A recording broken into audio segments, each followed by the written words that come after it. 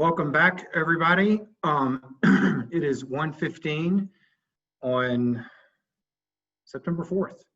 It is day 9.5. We're halfway through day 10 of COGCC mission change rulemaking. We heard from staff this morning. I thought that was a great interplay and sets the stage up for the testimony that we are going to receive on the 600 series from our stakeholders for the next 4 hours this afternoon.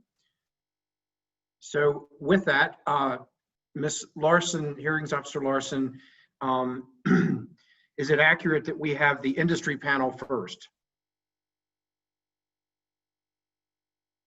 That is correct. We can bring them to the house. We will get them ready to go and then we'll get started. Great.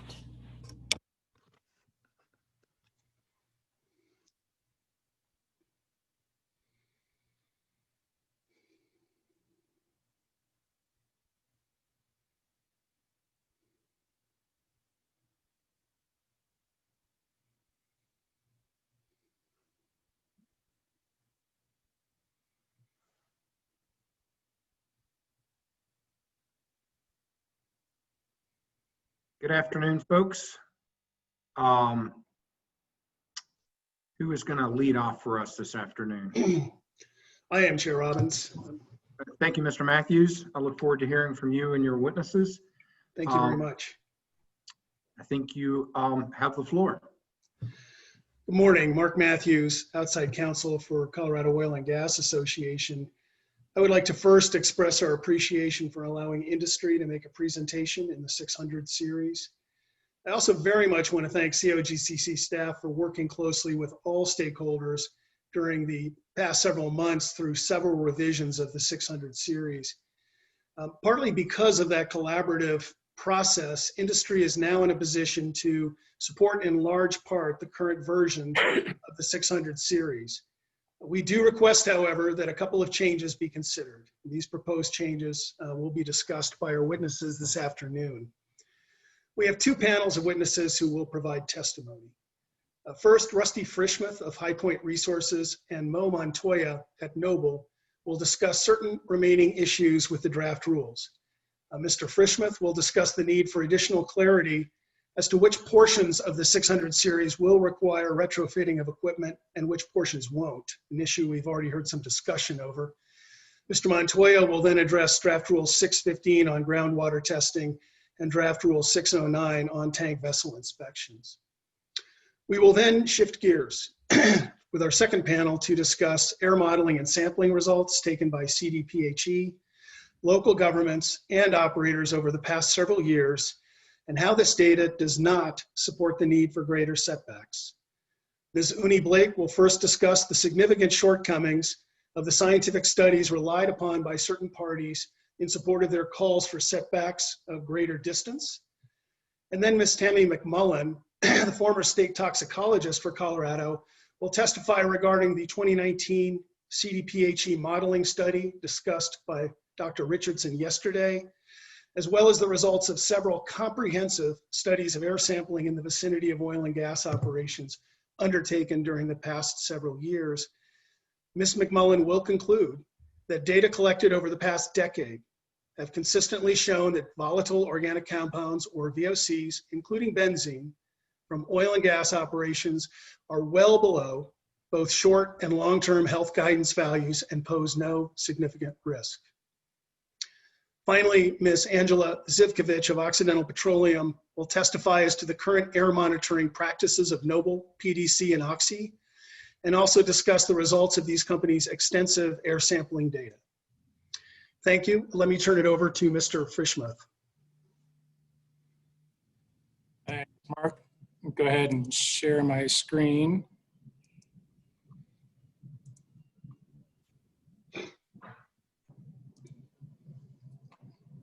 Okay, can I have a quick check? Everybody see the slide on the screen? We can see the slide, and Mr. Matthews, if you could have your witnesses ensure that the slides are delivered to Ms. Larson, it'll give the commissioners an ability to have that. Certainly, Chair Robbins. Okay. Good afternoon. As Mark mentioned, my name is Rusty Frischmuth. I'm the Director of Health and Safety for High Point Resources. I have 20 years of experience of EHS in midstream and upstream oil and gas operations. I'm also a licensed professional engineer in the state of Colorado and a certified safety professional. This morning, this afternoon, I'm testifying on behalf of both High Point and Koga. As Commissioner McGowan mentioned, we do have concerns about the lack of clarity around what portions of the 600 series rules require retrofit and which won't. On page 11 of the statement of basis and purpose, the Commission states that the proposed rules are intended to be prospective unless it is indicated in the rule or statement of basis or purpose that the rules are intended to be retroactive. This would appear to provide clarity. However, there is additional language on page 11 that clouds this clarity. The statement of basis and purpose goes on to state that rules that involve activities that occur at an existing facility after December 1st, 2020, rather than specifying construction or equipment standards, are in fact intended to apply to existing facilities. This language is very confusing and significantly clouds the retroactive question, as it can be easily interpreted that many of the Commission rules involve activities that occur at existing facilities. There is an apparent exclusion for construction or equipment standards, but Commission rules are not clear on what is considered to be a construction or equipment standard and what is not. Additionally, the statement of basis and purpose states that when an existing oil and gas facility is significantly changed or modified, then the Commission's new rules apply. This requirement is also not clear. What constitutes a significant change or modification? We heard Mr. Leonard say this morning that if we tore down a tank battery and rebuilt it, that would be a significant modification, but that if we just replaced a single tank, it wouldn't. I agree with that. However, that is not defined anywhere, and we think that needs to be addressed.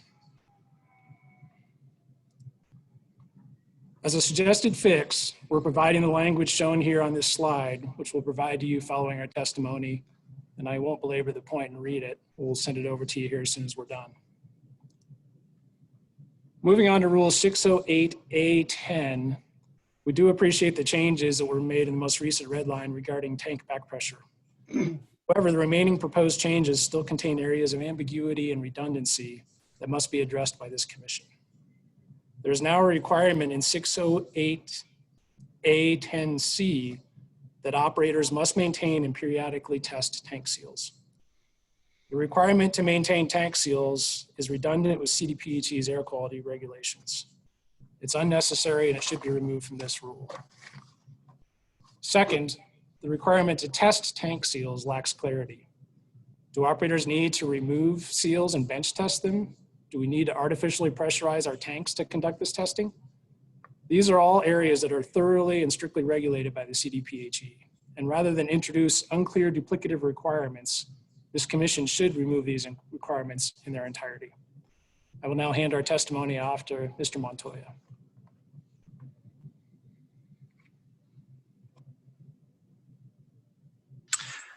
Thanks. Good afternoon.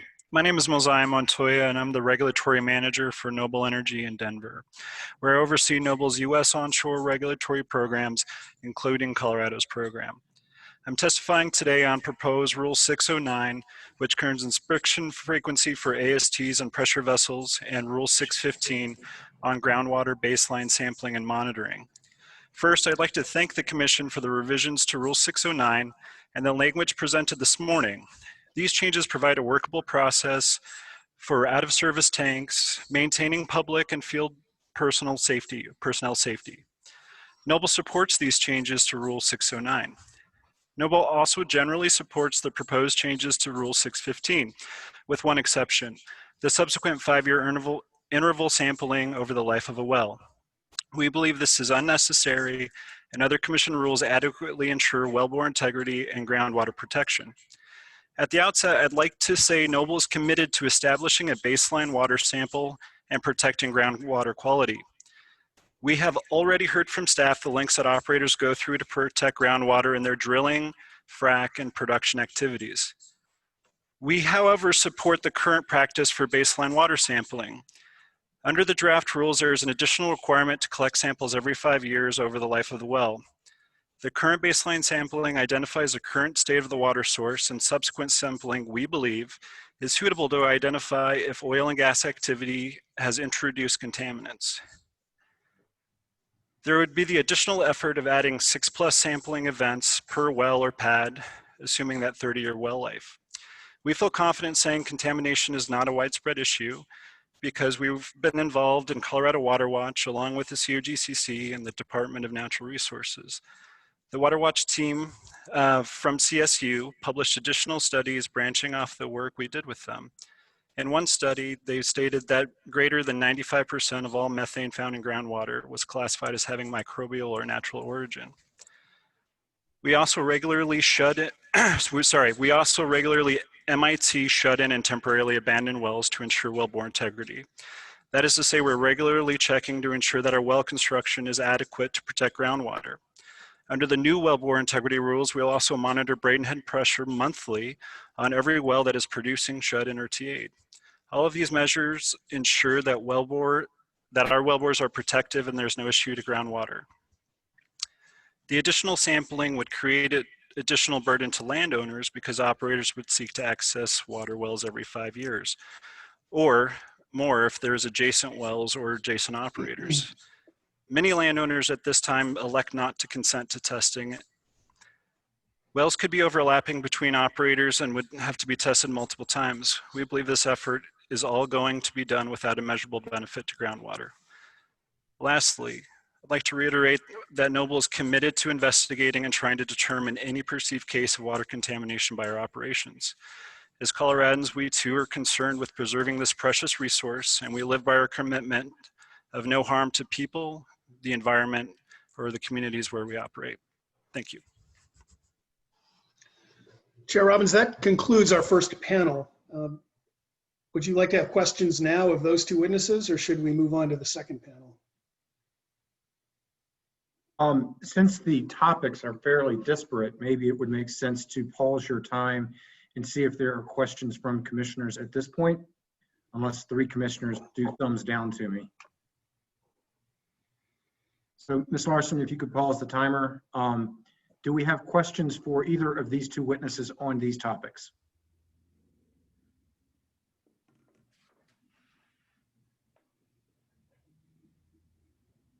Commissioner Messner. Thank you, Mr. Chair.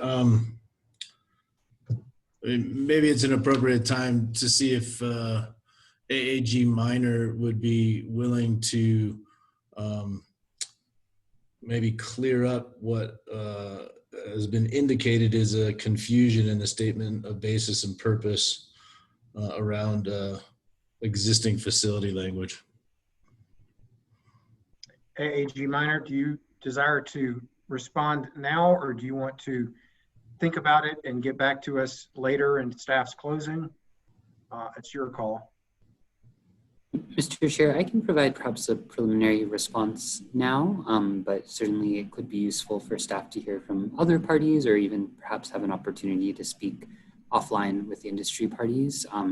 But just as a preliminary point, I can sort of outline staff's intent, which might help guide other stakeholders in their presentations or perhaps whether future conversations are needed, which is just to say many of the Commission's rules, particularly in the 400 series, not so much the 600 series, govern ongoing operations. And so those ongoing operations, if someone is coming out to a site to do some sort of activity, then it would need to comply with the new rules. And that's intended to be distinct from things where someone is building a new location or putting in completely new equipment, right? So if equipment is already there, if a location is already there, obviously a new setback rule doesn't mean new or existing oil and gas location well pads need to be moved. A new standard specifying a certain type of tank construction standard in Rule 608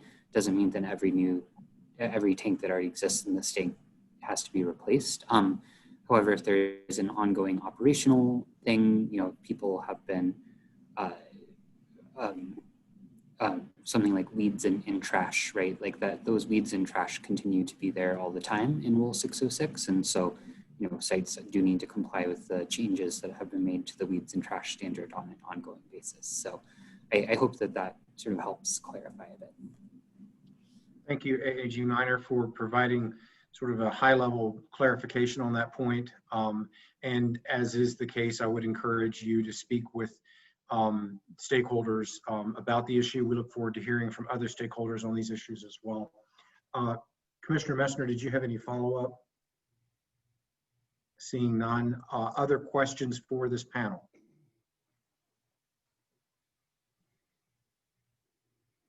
All right, Mr. Matthews, I think that we do not have further questions, so we will turn the timer back on and we'll hear from your second panel. Thank you, Chair Robbins. Our second panel consists of 3 witnesses. As I said, Ms. Uni Blake will start. We'll then hear from Ms. Tammy McMullen, and the concluding witness will be Angela Zivkovich. Uni?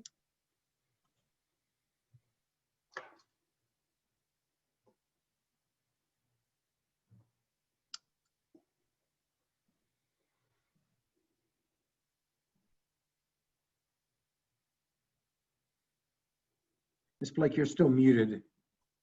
Muted. Am I unmuted now? You are unmuted and we can also see your screen. Thank you. Great, thank you. First, I want to start by just thanking everybody for this opportunity to be here to provide these comments. My name is Uni Blake. I am a senior policy advisor at the American Petroleum Institute, and I work on upstream policy issues. I have a master's degree in toxicology, and I am also a doctoral candidate for a degree in environmental and occupational health. For the past decade or so, my career has focused on understanding and addressing the health concerns related to industry operations and facilities. And I'm here today to kind of share what it is that I have learned over the past decade, in the hopes that we can better understand or answer that question. Do industry operations impact health under the current regulatory structures? So based on available and relevant exposure data collected over the past decade, and in light of existing regulations and industry risk management practices, I believe, from my expert opinion, that there's no scientifically valid evidence that indicates the need to extend the current setbacks. Setbacks should be based upon sound science and obviously consider operational feasibility alongside with traditional environmental protective actions. So my focus today is obviously, as discussed earlier, is on exposure assessment methods that have been used in epidemiological studies. These studies have been the subject of 2 recent literature reviews, one by the Health Effects Institute, the Energy Research Committee, and the second was a collaboration between CDPHE and the Pennsylvania Department of Health. Both studies pointed out that due to data and methodological limitations that the reviewers found, it made it difficult for them to make conclusions about causality. These studies have been discussed by several parties as a justification for extending setbacks. As discussed yesterday by Dr. Richardson, assessing population's exposure is key to understanding potential or existing health effects. So my intention today is to address one of the overarching limitations of the exposure methods used in the epidemiology studies. That is specifically the lack of quantified exposures when they assess the health outcomes. So my goal is to assess that this limitation goes across some of the exposure methods that they've used. So specifically 3 different methods, and how these limitations could undermine their findings, and more importantly, undermine the exposure evidence that is needed to determine setbacks. In contrast, Dr. McMullen, who will follow my presentation, will discuss the availability of quantified data and how that data can be used to address exposure assessment gap that these studies have been trying to evaluate. So the first of the 3 exposure methods used that I will talk is the proximity or density as a surrogate for exposure. In this method, exposure density is split into categories, as you can see. For example, you have a category of low, medium, and high exposures. And the assumption is that exposures and risks are homogeneous across these categories. However, what we see that is once you apply local wind patterns or topography to site emissions, a different exposure pattern emerges. So using this hypothetical example, a study participant located at the resident depicted by a red triangle is placed in a high exposure category, while in reality, because of the application of topography and wind, the participant is actually in a low exposure environment. So this kind of exposure misclassification obviously can go the other way. A participant placed in low can ultimately end up in a high exposure category. So it is important also to note that out of the approximately 25 studies reviewed by the Health Effects Institute that I referred to earlier, 19 of them, so that's 19 out of 25, used a proximity-based exposure method. So also within these studies, another source of misclassification occurs when the researchers do not consider a participant's mobility or time activity. For example, some exposures could occur at the place of work, and this is not included in this method. Just to give a quick example, McKenzie et al. In their 2014 birth outcome study used a proximity-related approach. This approach typically assigns exposure at your residence at the time of the child's birth. What this overlooks is maternal mobility if the mother had moved or where she worked. But I'm also willing to discuss what the Attorney General, Assistant Attorney General pointed to earlier today, that it's important to note that these methods are improving and they're becoming more sophisticated, and they're working to address the uncertainties that have been plaguing these 19 studies previously. So the two remaining exposure methods that I will address consider the temporal nature of well site activities. So the second exposure method is the inverse distant weighting activity phase method, and that's a mouthful. So I'm probably just going to call it the well activity method for short. So the well activity method has been used as a surrogate for exposure in 3 studies. And this is the Rasmussen et al. In 2016 that looked at the connection between industry operation and asthma exacerbations in the Masala Shale. It was also used by Casey in 2016, who looked at birth outcomes again in the Masala Shale. Teston et al. Also used it in 2017, and he assessed self-reported symptoms, which included, nasal and sinus symptoms, migraine headaches, and fatigue. So essentially this method, although based on proximity assumption, it took into consideration the varying emissions associated with the different well site phases. However, this method still has limitations, and these limitations introduce substantial uncertainty. The method does not take into consideration the variability in operational conditions across operators. It also does not take into consideration that participants are exposed to other sources besides oil and gas development. And to kind of address that, those issues addressed with the well activity method, Hess et al. Conducted a study. It's a little bit complicated, and I apologize for my illustration where I tried to simplify it. But what the researchers did was use air monitors locations in place of residents. And what they found was that when they looked at the categories of exposure intensity using the air monitoring, like from high, medium, and low, those did not align with the data that was found in this specific exposure method. Actually, they did not align about 70% of the time. And so the author concluded that due to the exposure misclassifications found in this study, they recommended that studies using this specific exposure method should be interpreted with caution. So the third exposure model that I'll take a look at is the one that was developed by the researchers at Colorado School of Public Health.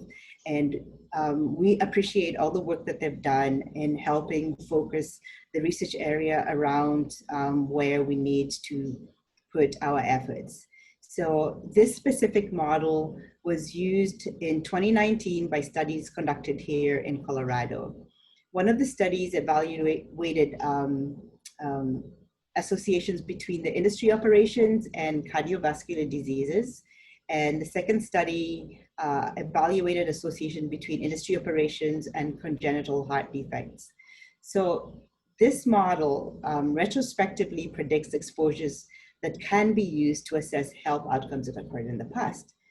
One strength of this model is that the researchers actually validated their predicted exposure values. They validated them using previously collected measured data. However, the data that they used to validate the metric was dated. It was collected from two studies, one collected in Garfield County in 2013 to 2015, and the other data set they used was collected in the DJ Basin between 2014 and 2016. What is not known is the operational conditions of this site where the data was collected. That is to specifically say, we don't know what site-specific risk management practices the operators were using, or whether whether the releases were permitted or not. But what we know for certain is that the operational practices and emissions have changed dramatically since the collection of these data sets. So this essentially dates the model's predictions. So in closing, if setbacks are to be designed using sound science, in light of the concerns related to the lack of quantified exposure data and the potential for exposure classification, it is my expert opinion that due to these limitations, the current body of epidemiological studies should not be used to quantify setbacks. And now I'm going to pass it on to Dr. McMullen, who will discuss the other side of the coin, the availability of quantified data and how this data can be used to address that exposure assessment gap and the concerns that the epidemiology study methods have attempted to evaluate. Thank you.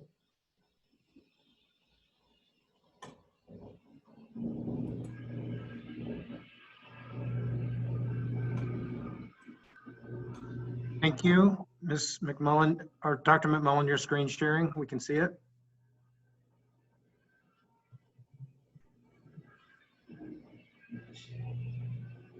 Dr. McMullen, we cannot hear you.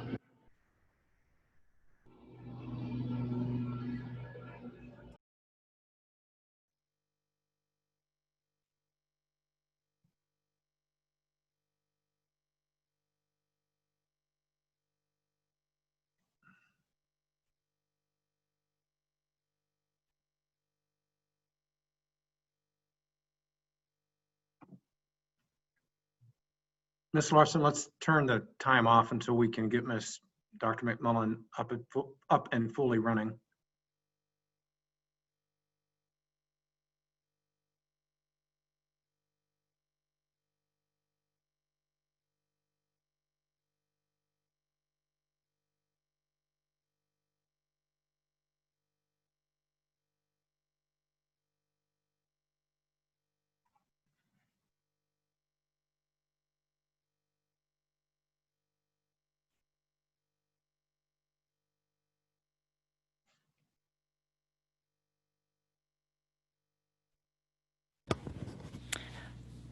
Dr. McMullen, it's possible that you haven't actually joined your audio into the meeting.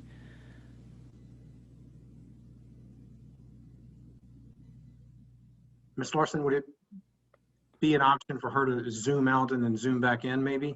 I think that might be the best thing. Yeah, if she could. Kind of like, Oh, kind yeah. of reboot. Yeah, and when she comes back in, just to make sure that she joins with computer audio. Mr. Matthews, do you perhaps have her cell phone to be able to give her instructions to try to reboot?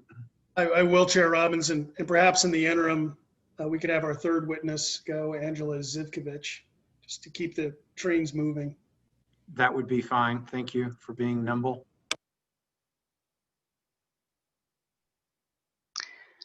All right. Good afternoon. My name is Angela Zivkovich. I'm a regulatory policy advisor at Occidental Petroleum Corporation, and I will be testifying on the air monitoring programs that Occidental, Noble, and PDC have each implemented. Certain parties have suggested that setbacks as far as 2,500 feet are needed to protect the public from air emissions from oil and gas locations. But air monitoring at oil and gas locations has demonstrated that benzene and other VOCs are below health standards, even at distances as close as 100 feet from the edge of a well pad. And setbacks beyond what have already been proposed in the draft rules are not required. In addition to the measures that Occidental, Noble, and PDC take to minimize or eliminate emissions through leak detection and repair, emission controls, and facility design, the companies have conducted extensive air quality monitoring during all phases of development, including drilling, completions, and production. The monitoring has shown that all the data points are below the CDPHE guideline values for benzene and other VOCs. Starting in 2018, Occidental began monitoring pre-production operations, and to date has monitored 5 drilling locations, 2 completion locations, and 2 production facilities. The facilities are in the city of Dacono, Erie and Johnstown municipalities, and Larimer and Weld counties. To date, Occidental has 389 validated air samples from these 9 locations, with samples being collected as close as 100 feet from the well pad wall. At these locations, Occidental has utilized a monitoring network of several air monitoring technologies, including continuous VOC analyzers, TEDLARD samples, SUMA canisters, and carbon sorbent tubes. We sampled the analytes identified by CDPHE that could be of concern to public health, and based on a number of samples that were pulled that showed results were well below the public health guidelines, and based on benzene having the lowest public health guideline values, we focused our analysis on benzene. As a result, all verified samples were below CDPHE guideline values for benzene, and the results have been shared with COGCC and CDPHE. For Noble's program, Noble created and implemented an air monitoring program where air quality is monitored during production activities. This was a pilot program to vet technologies for an eventual expanded monitoring program. In addition to the production monitoring, Noble engaged Ajax Analytics and CSU to complete an intensive study of air quality around a series of Noble drilling and completion operations, including closed-loop flowback.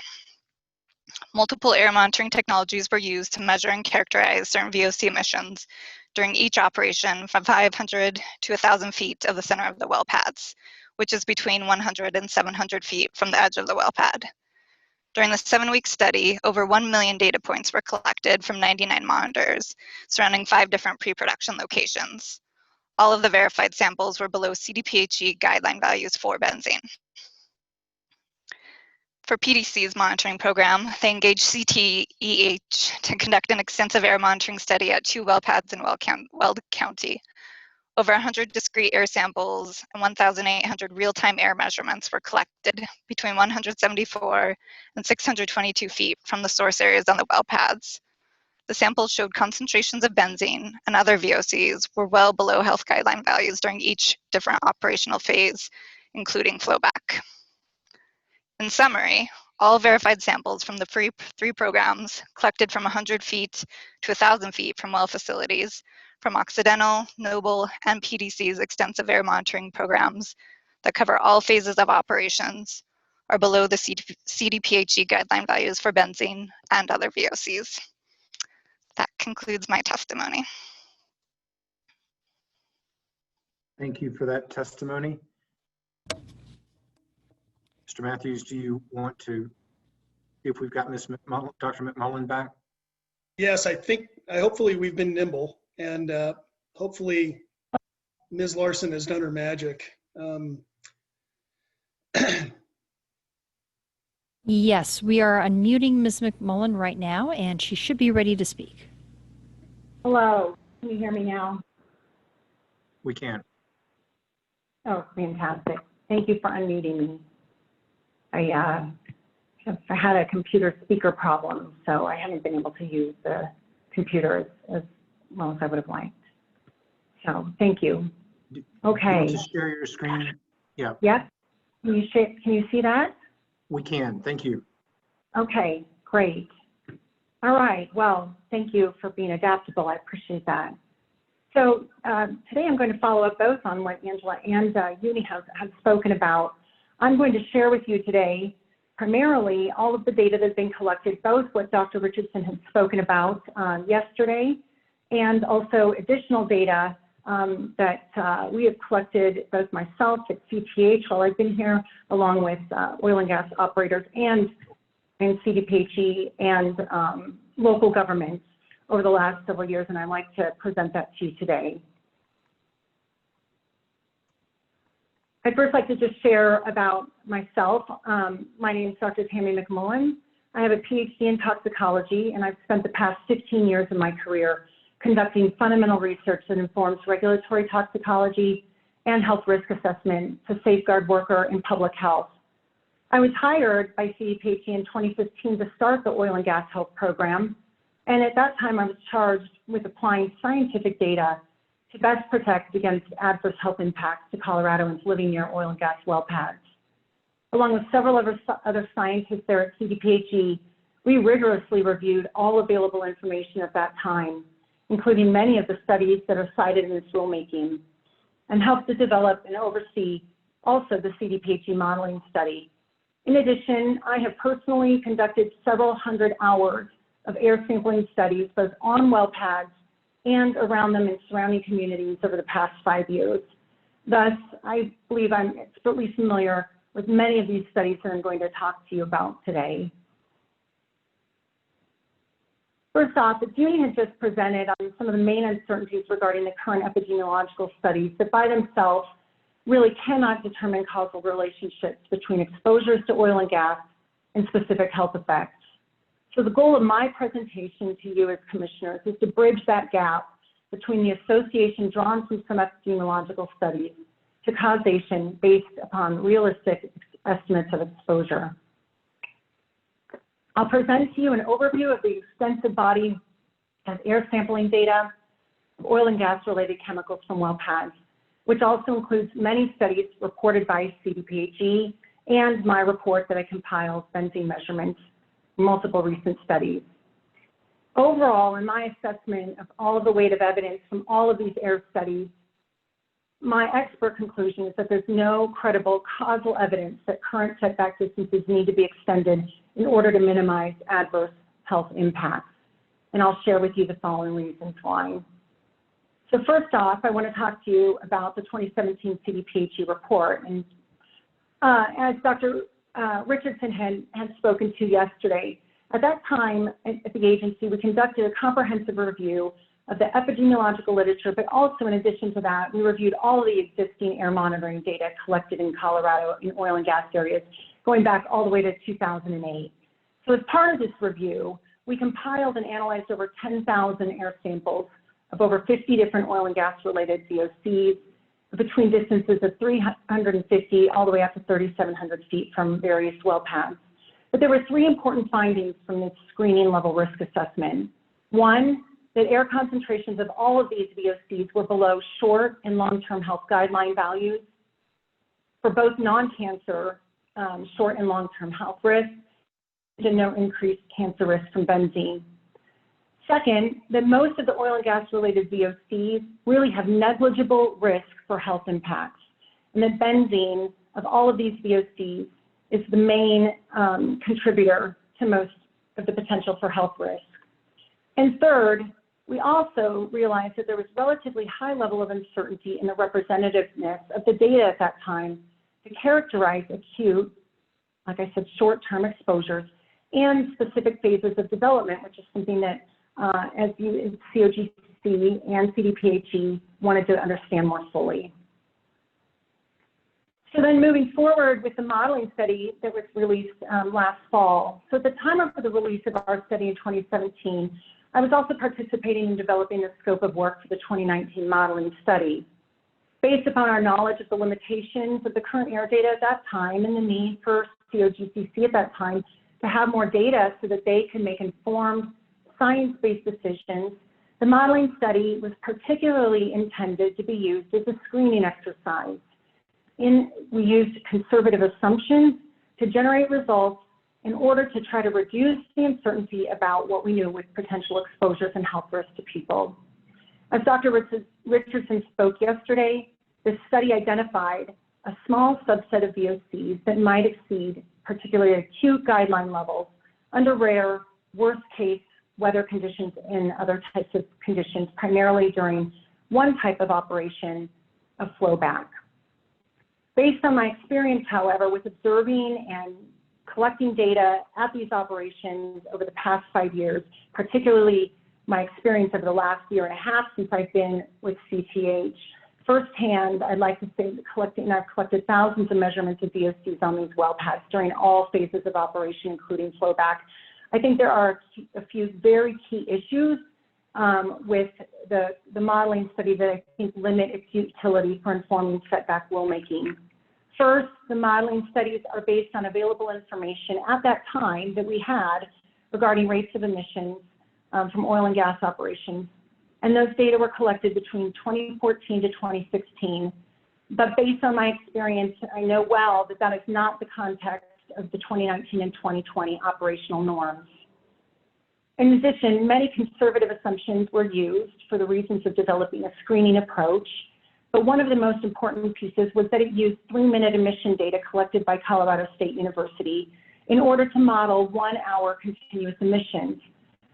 And again, based upon the experience and the data that I've collected over the last couple of years, this assumption is very unlikely to represent actual operational and meteorological conditions, especially during pre-production activities.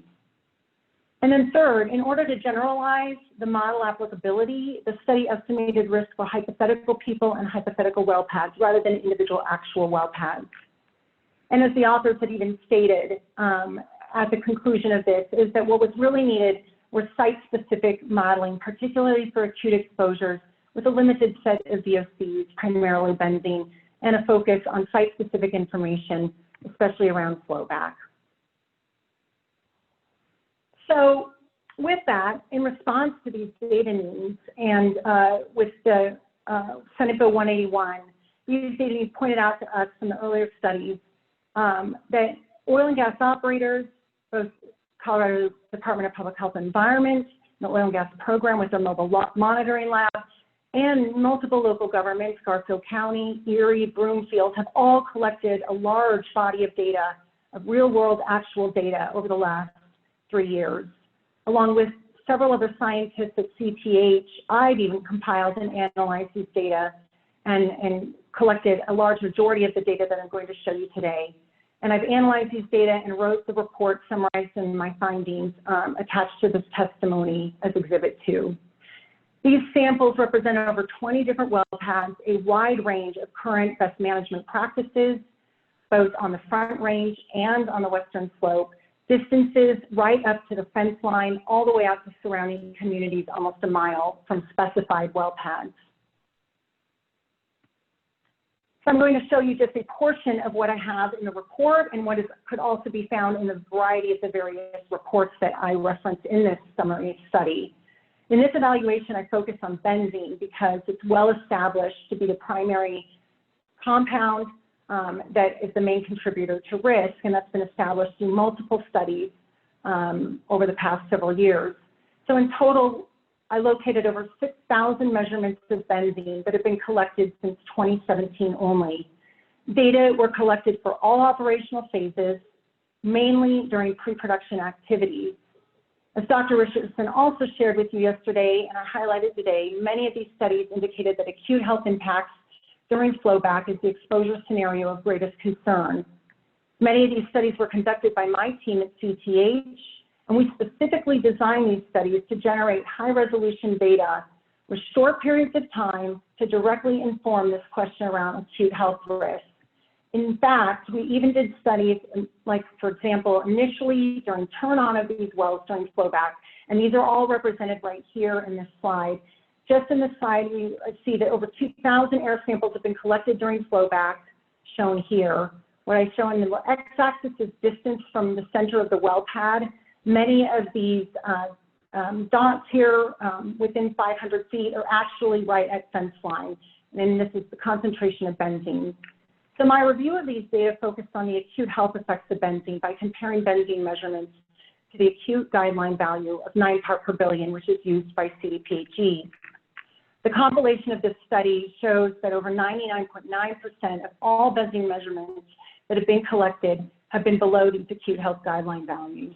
There was only one exceedance collected by CDPHE's mobile lab near Belo Romero Academy in November of 2019.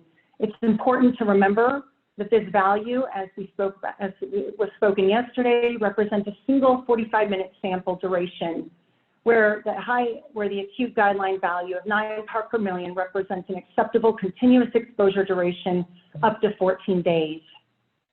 In addition, as you can see here in this figure, several hundred other measurements below that value were collected by the mobile lab. And in addition to that, CDPHE was not able to identify this anomalous measurement and could not necessarily attribute that to any particular well pad or sources.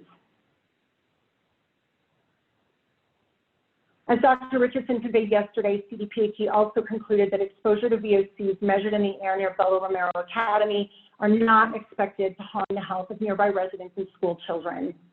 I also want to reiterate an important point that Dr. Richardson shared, and based on my review of many testimonies that have been submitted to you for rulemaking, there's clearly a common misunderstanding of the intended use and meaning of these health guideline values. First of all, health guideline values are not representative of levels at which health effects are expected to occur. Rather, their exposure levels generally 100 to 1,000 times lower than the levels at which the most relevant and sensitive observable health effect occurs. Here's an example of that. The data that I just showed you in the previous slide are now the data that are down below on that line. As seen in this figure, the lowest observable acute adverse effect level observed with benzene, for example, in any animal or human studies occurred in mice at 10,200 part per billion. That's over 1,000 times the health guideline value. In addition to this guideline value, it's also protective of short-term reversible effects that may occur in humans. For example, this same ATSDR toxicological profile for benzene indicates that 9 part per billion is 12,000 times lower than the levels where benzene exposures have been observed to cause headaches in people. Lastly, I want to share with you additional data that I have collected with my team at CTH in the studies concurrent with many of the well pad fence line analytical studies we conducted. We have also conducted these studies on over 15 well pads and 4 different operators. We designed these studies to collect real-time measurements across across communities at various distances. And the important piece to this was that we designed this to capture those potential peak emissions from a pad that could result in exposures downwind in communities. These results are especially important given what we know about the highly intermittent, infrequent, and very transient nature of emissions during pre-production activities. In total, my team has generated over 25,000 real-time measurements, both of total VOCs and benzene, throughout communities. We did not detect total VOCs in 98% of all of these measurements, which means that total VOCs, including benzene, were less than 1 part per billion.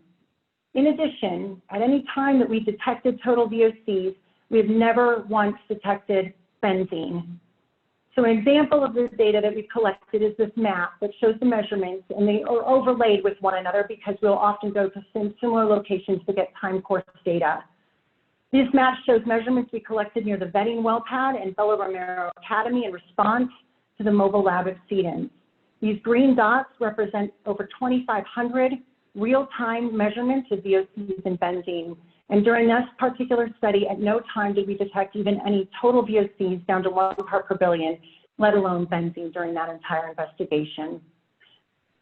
So today, my goal was to inform you very quickly of all of the new air monitoring data that have been collected by CDPHE, local governments, and industry partners, with significantly reducing the earlier scientific uncertainties that we had regarding characterizing exposures and health risks to people living outside of current setback distances. And based upon the weight of evidence from the extensive body of monitoring data, there is no causal data demonstrating the need for further risk reduction measures beyond those which are already being applied. Specifically, there is no credible evidence supporting the need for greater setback distances in order protect public health. Thank you. That concludes our 600 series presentation, Chair Robbins. Thank you, Mr. Matthews, and thank you to your witnesses for the presentation. At this time, commissioners have an opportunity for questions. I've got a question to sort of the panel at large and maybe to you, Mr. Matthews. Your three witnesses indicated that based upon their work, that there's not a need to increase beyond current setbacks. What do you mean? Do you mean the current setbacks in our current rules, or do you mean the current proposal in Rule 604 from staff? Dr. McMullen, correct me if I'm wrong, but I believe she's referring to the current rules as written, not the draft rules. And the current rules as written, Dr. McMullen, are you aware of what the current setback is? I'm aware that I believe that there's the current setback of 500 feet from residential. That is what I would be referring to as we've evaluated the data since the 2017 report. Okay, thank you. That clarifies And the that, testimony for me.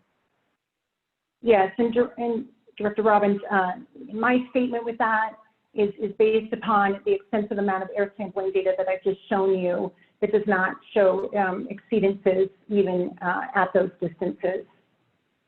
At what distances? I'm sorry, Dr. McMullen. Even at the current setback distances, we're not seeing exceedances of any of these health guidelines. At Well, the I've shown you 500. just, yes, correct. Even though I've shown you just the acute here, all of these reports have also evaluated long-term and cancer risks. Thank you. Commissioners, are there questions for this panel? Commissioner Gonzalez. Thank you, Mr. Chair.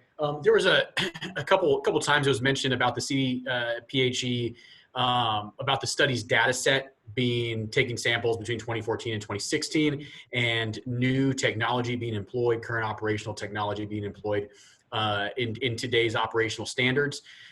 Could someone talk me through what that new technology is, what the effects are, and its application, I guess the consistency of its application statewide?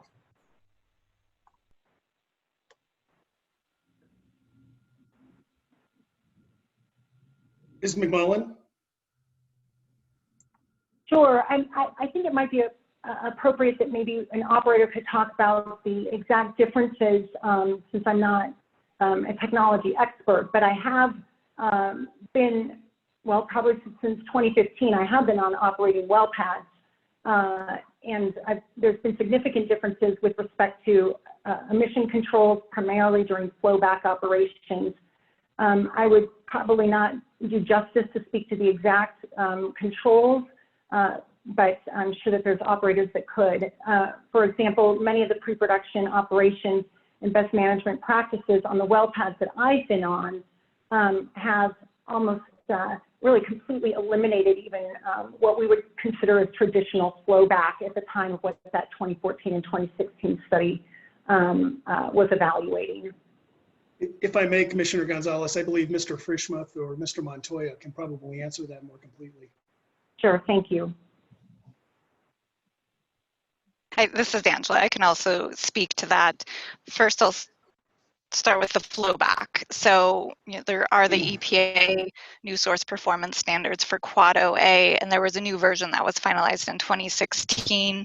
Originally, that rule just applied to gas wells, and then it also applied to oil wells that required that reduced emission completions, like Tammy was referencing, to control any of the gas emissions from a completion site. And beyond that, operators at that time perhaps used open top water tanks, but many of us have transitioned to closed loop flowback process where we control those water tanks as well. So we wouldn't have any emissions from those, and actually the CDPHE has proposed those changes to the rule to make that a statewide requirement for the current rulemaking that is underway. In addition to that, there's been, steadily increase in the leak detection and repair requirements required on location. So that also contributes to reduction in emissions.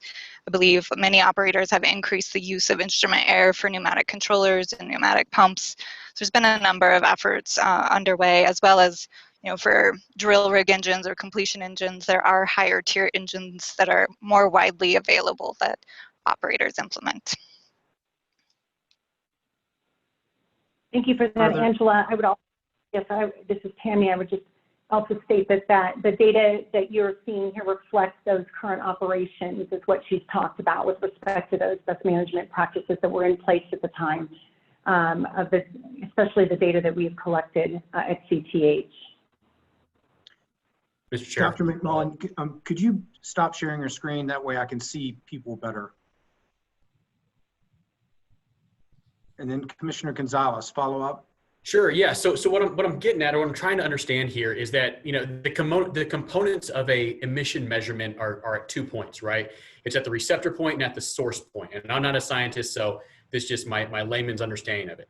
If you can reduce it at the emission point, then inevitably it will be reduced at the receptor point, right? And that's what we're talking about when we talk about the technologies employed today versus the technologies employed 4 or 5 years ago, 5 or 6 years ago. So when we think about those two variables, that should be part of potentially a setback determination. Am I right about that in terms of these measurements and how we use them? Can you, Mr. Gonzalez, can you just speak to that last piece of what do you mean by in determination of the setback piece? I do agree with you around the connection, and I think that's a very important connection you just made. And that is important between the emissions and then what's at the actual exposure at the receptor. But if you could just clarify a little bit for me on what you meant by that. I was just trying to tie it to what's at issue right now, which is the proposed rules, right, previous rules, and the testimony we're going to hear today. And so that's all about the quantification of setbacks. And so when we're talking about that quantification, that's the product of the equation. And you talk about the two variables being the source and the receptor, right? And I'm not using the right words, but I'm just trying to generally get to that. Right. That's exactly right. You are using the right terms. We call it a source to outcome pathway. So the source of the emissions and in all of the regulations, right, that are in place at COGCC and at CDPHE and through EPA, et cetera, that are implemented at a state level, largely focus on sources of emissions, so reducing and minimizing emissions at the source. And setback distances would be just another way, I guess, of trying to minimize exposures, but generally evidence that demonstrates that you are effectively minimizing exposures at the source by reducing those emissions through assessment of risk, like I just showed you today, would not necessarily then indicate that you would even need additional setbacks, if that makes sense. And I understand where you're coming from, Dr. McMullen. I appreciate that. I guess my next part of the question is, has there been any quantification done of the reduction of emissions at the source? That's my question. So has there been any quantification done of those new technology implementations and how that affects emissions in general, emissions output? So I would probably defer to somebody at the state health department or the industry but when they looked at that from that. But I can tell you from just looking at maybe what the potential findings were, say, for example, in the modeling study that used older data compared to the data that we've collected that's current data, I would say that you're seeing that there's absolutely an impact on reduction in emissions based upon the new technological advances. But maybe somebody else can speak on quantification of that at the source. Commissioner Gonzalez, if I may respond just like really briefly. I recently conducted a literature review of what it is you're looking for, just to, to see if any of the researchers out there had actually quantified how a setback relates to an emission. And there is probably just one study or two studies that were done in the Masala Shale that looked at it. But again, there were limitations within those studies that they did not really consider all the operational conditions, the varying management practices. And so that's kind of why we're leaning towards looking at the source as a place to reduce the emissions.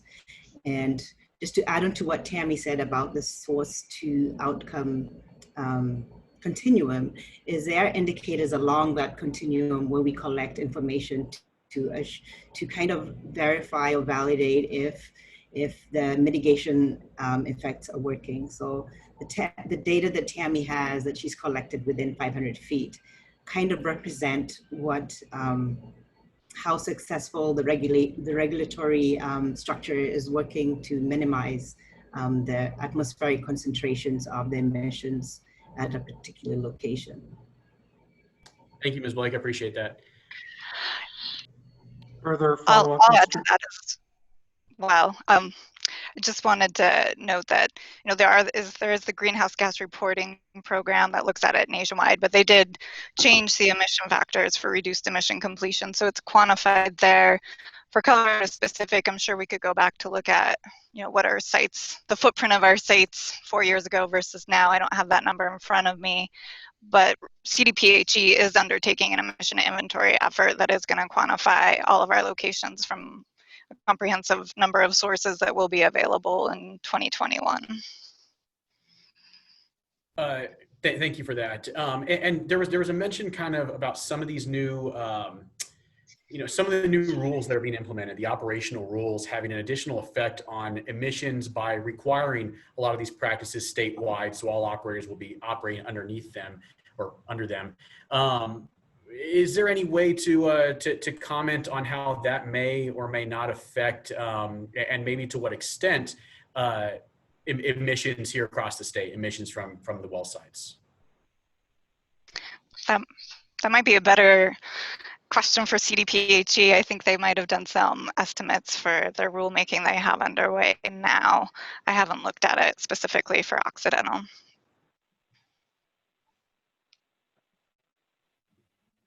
Thank you.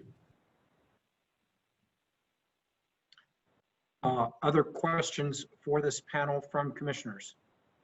Mr. Messner beat you, Ms. McGowan, by a half a sec. Commissioner Messner. Thank you, Mr. Chair. And thank you for that presentation. I am not a scientist, but my perception is that scientists like to poke holes in each other's studies, just like lawyers like to poke holes in each other's arguments, right? And so I'm wondering, Ms. Blake, I mean, you've kind of indicated a lot of the different variations or variables or limitations to a couple of the studies that were provided. And Dr. McMullen, I mean, essentially you're proposing a utilization of a study that you've developed as rationale for maintaining that the existing setbacks are appropriate. I mean, has that had the same level of review or critique as these other two studies by peers or folks like Ms. Blake to determine what those limitations or variables or issues could potentially be with the study that you're proposing? Sure, that's a good question, Commissioner Messner. So with the study that I'm proposing, what I was showing you today was more of a compilation of all of the data. So for example, the majority of that data are actually collected by CDPHE and are publicly available in their reports. And the other data are also from Broomfield and other local governments. So those are all publicly available and can be evaluated at any time and been collected by other people than myself. About a third of that data are data that I've collected using standardized methods. We've collected them for operators. Some of those data have been provided to the Oil and Gas Commission last year through these operators. At this time, the data are not published at this time for publicly available, their operator data. But essentially, we have used standardized risk assessment approaches to this that are very transparent. And with respect to risk assessment, it's a methodology that is very, I wouldn't say standardized, but there's a consistent process and an approach that you use following EPA's methodology that has been well vetted for decades. And in addition to that, we, just for this screen assessment that I showed you, typically what you do just as an early screening level assessment is use very conservative assumptions so that you're ensuring that you're being protective when you're looking at the data. So these initial assumptions, that's what I've done. So my understanding is that if you're utilizing the same data that CDPHE utilized in the studies that you've critiqued as inappropriate because it has variations and limitations and variables, that those variations and limitations and variables would be, you know, apparent in the data that you're utilizing to come to the conclusions that you did. Is that correct? So let me just clarify. So there were two main studies that I talked about. The CDPHE review of environmental air data, and those were data that we evaluated. In fact, I even published that in 2018, data from 2008 up to 2017, and we did that initial review, and that's that CDPHE 2017 study. In addition to it, there was the modeling study that was conducted by CDPHE, well, a third-party consultant commissioned by CDPHE that you heard about extensively yesterday. And in that modeling study is what I was describing as the strengths and the limitations of those studies. And then what I showed you, the last report that the figure that I showed you that is part of my exhibit are data that have been collected since 2017. So it's all new air data. What I said about a large portion of that is CDPHE's data. It's all of their mobile laboratory data, and those were not included in these other assessments. So all of those individual reports from the mobile lab and the collection of those data are all available on their website. I believe Christy mentioned that a little bit yesterday, that they've collected over 7,000 air measurements at various well pads with that mobile lab. And that is reflected in the data that we evaluated. I hope that makes a little bit more sense. Sure. Yeah. So thank you for that. I'm sure that there'll be lots of other scientists trying to poke holes in each other's studies, but sure. Let me just ask industry group in general, and whoever can answer this. So it's kind of a follow-up to Chairman Robbins' question to you, Dr. McMullen. I think what, you know, I'm still a little confused whether this particular panel is supportive of the draft rules as presented, or if they are wanting to utilize the current rules prior to the development of this draft, because Dr. McMullen is indicating that she believes that there's no health risks based on this 500 foot from the current rules. The proposed rules are different than that. And so is this panel supportive of the proposed rules or not? Speaking for COGA, Commissioner Mesner, I think that our members would consider the 1,500 foot setback in the proposed draft rules with a couple of understandings and conditions. First, as has been pointed out by Attorney General Minor, there is a waiver provision built into 604 in the 1,500 foot setback. And we would like to see that honored and exercised, but it is in the current draft rule. Second, what really troubles us, Commissioner Gonzalez has already asked about, is the current definition of high occupancy building units. And we feel strongly that the reference to 4 multifamily dwellings significantly increases the potency of that setback to perhaps inappropriate situations. I think it was pointed out by Commissioner Mesner that all the other facilities mentioned in the definition of high occupancy building unit have a floor of 50 or more persons who regularly use those facilities, school, nursing facilities, hospitals, correctional facilities, people who are there 24 hours a day. it seems to us inconsistent that you would lump in with that definition the 4 multifamily dwelling unit in the definition of high occupancy building unit. So I think those are our concerns. Additionally, and I think this is also reflected in the current draft rules, so we're happy with it. A real commitment to work with local governments on their siting decision. So I think industry would consider that the 1,500-foot setback. There are 2 provisions in the draft rules that we like a great deal in that respect. We are deeply bothered by the definition of high occupancy building unit. I'm sorry, that's a long-winded answer, and I do not speak for API or for necessarily for Mr. Neslin's clients. Mr. Chairman, and Commissioner Martin for API, and I can embellish a bit on what Mr. Matthews just said. I believe that based on what our witnesses just said, we believe the science shows that 500 feet is adequate to protect public health.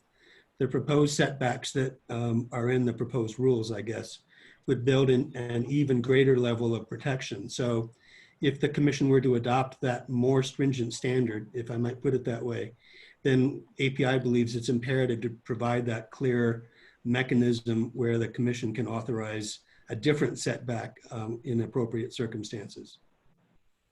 And this is Dave Neslin, and I will elaborate a little further on behalf of my clients, Noble, Occidental, and PDC.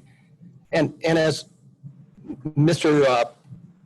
Martin just noted, there is no scientific reason why the current setback needs to be expanded based on the available data.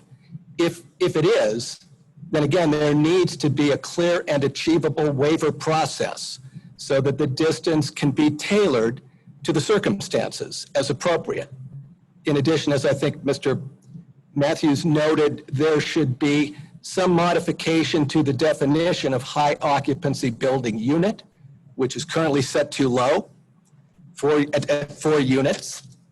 And again, we would ask that you provide appropriate deference to local government siting decisions and standards, unless there's some clear evidence that the local government site does not protect the public or the environment.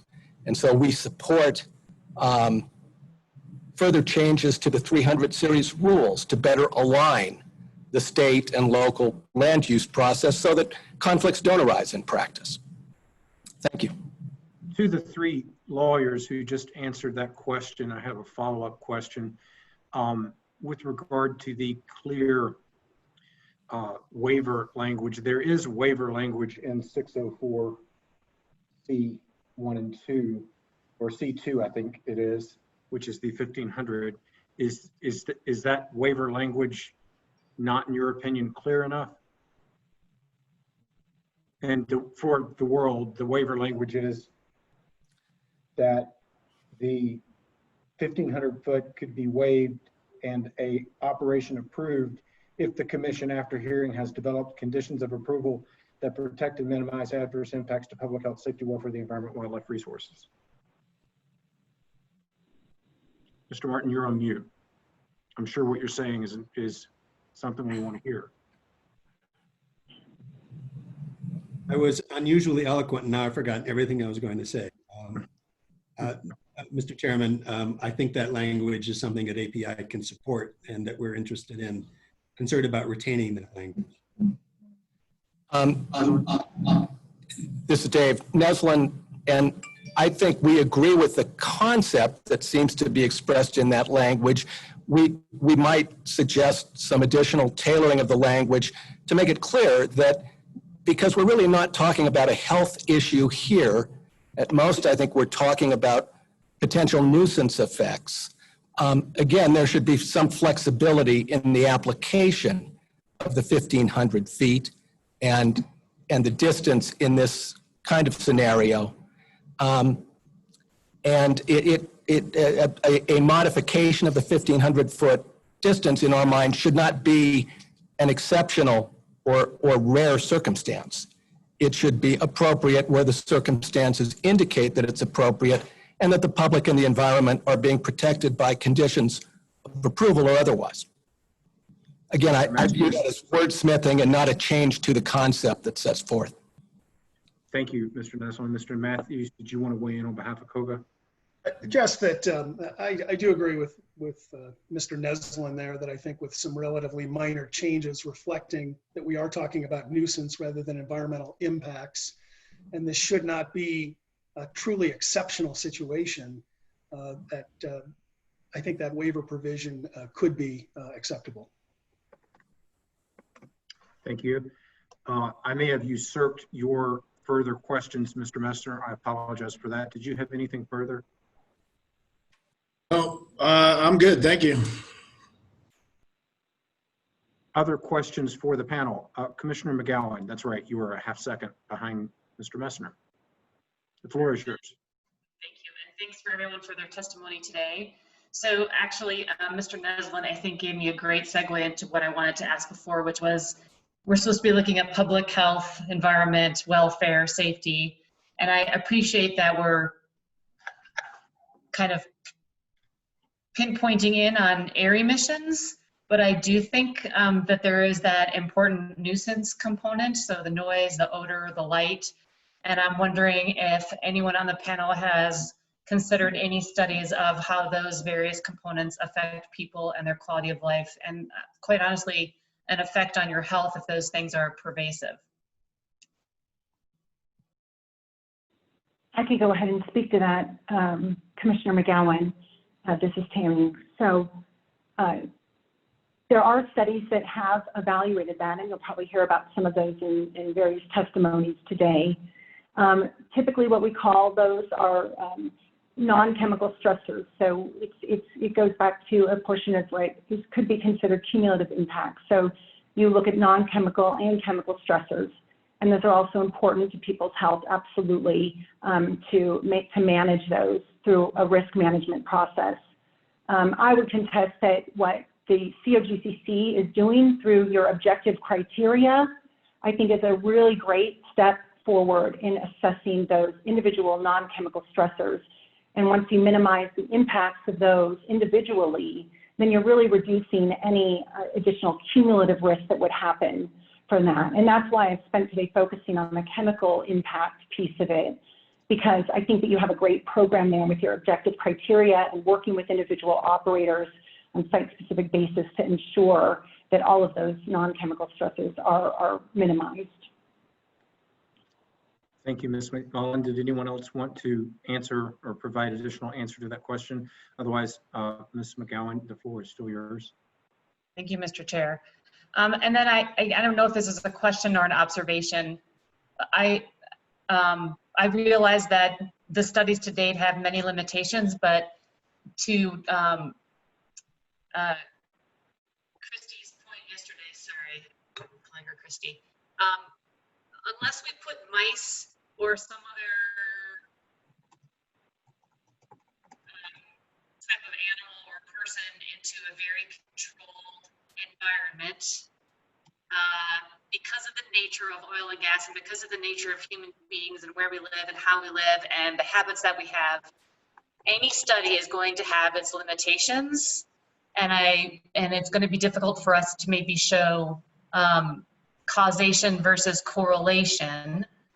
But at some point, do you have enough studies where enough indicators point to there's something going on and we probably need to figure out how to be conservative in the way that we address it?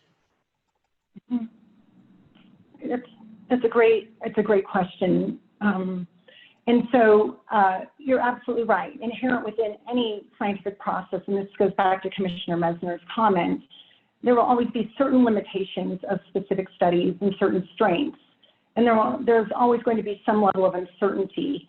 I would say that over the past, since I started and worked at CDPHE, the governor's task force that was convened since then, and there's been significant funding put towards CDPHE, and other operators have done a tremendous amount of work, I would say, to really reduce that scope, and that the certainty in the data that we have now is much higher than we had before in that. And I think we've got solid data now, especially over the data that I showed you over the last year and a half, that are exceptionally solid around emissions directly from oil and gas well pads specific to various operations that we knew were of potential high risk. And so I think that the data are very solid now and have substantial evidence to demonstrate that the current operations are not causing adverse health effects from specific VOCs. Thank you.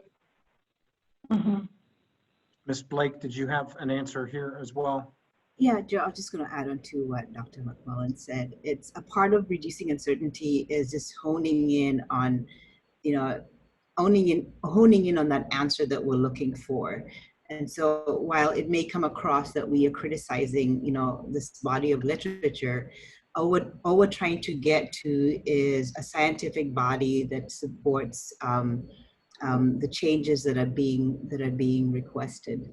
And so what we're seeing from the research community, which we are also sponsoring, research activities, is a more focused research objectives in answering the most specific questions. So like if we can take emissions off the table, what's left, like you've alluded to, it's those non-chemical stresses that could potentially be a part of what it is that people are having to deal with.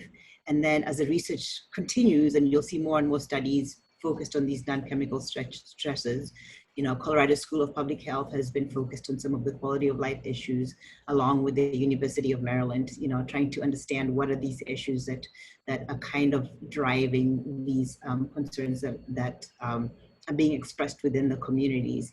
And so it is a part of the scientific process, like the Assistant AG said this morning. But our goal, again, is to get to the sound science, and so that the regulations are based on this sound science. Thank you. Thank you, Ms. Blake. Commissioner Putnam.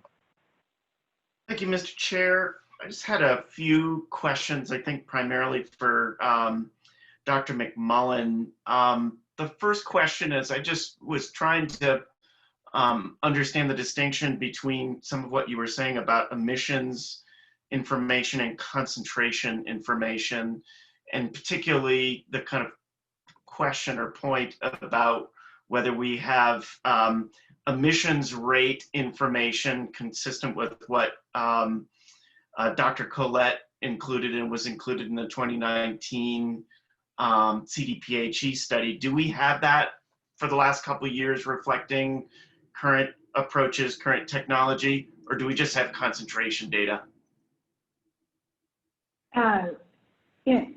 Mr. President, as far as I'm aware, the data that I showed you are mainly the concentration data.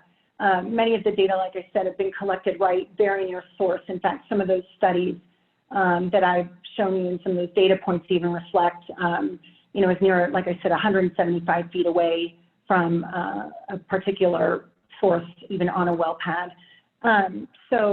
But that's the data that I've shown you, particularly the concentration data. As far as I'm aware, no new specific emission rate data have been developed, say, for example, to kind of rerun the 2019 model.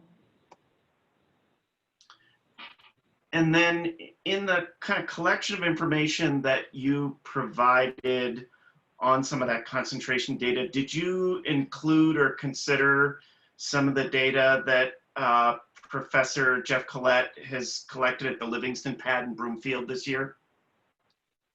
Absolutely. All of the Livingston pad that I was selective in which not only the Livingston pad, but also the interchange pad is reflected in the data in that report.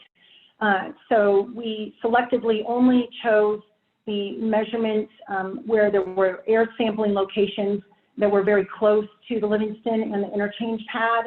And then I also selected, particularly for the Livingston and interchange pad, some of the air monitoring stations that were in the nearby communities that are reflected in there also. So the ones that were placed, Jeff Collett's team, for example, in the interchange and the Livingston pad, placed air monitoring stations pretty much on extraction property and well pads. And those are reflected in that data. But didn't he find at least one instance of a 52 part per billion for a 3-minute sample that he interpolated out to about an 8.83 part per billion sample? I didn't see that in your presentation. So on the data that I show in that presentation are the air data that were collected by Ajax and CSU in that partnership for Broomfield. I'm not aware of that 3-minute sample. Was that using their mobile lab when they went out there? That might have been. But I'm pretty intimately involved in most of the data collection, and I don't recall any 52 part per billion sample for the 3-minute unless they would have conducted a mobile lab monitoring. Do you know if that was the case? I think it was actually during their second quarter report that Ajax and Colorado State put in. I think those were based on some triggered canister events where they collected that information at the Livingston 3 pad. Yes, you're right. I am familiar with that. And I am familiar with those studies, and I've actually spoken to the individuals at, at Ajax and work with them to find out a little bit more about those data. First of all, they were 3-minute data.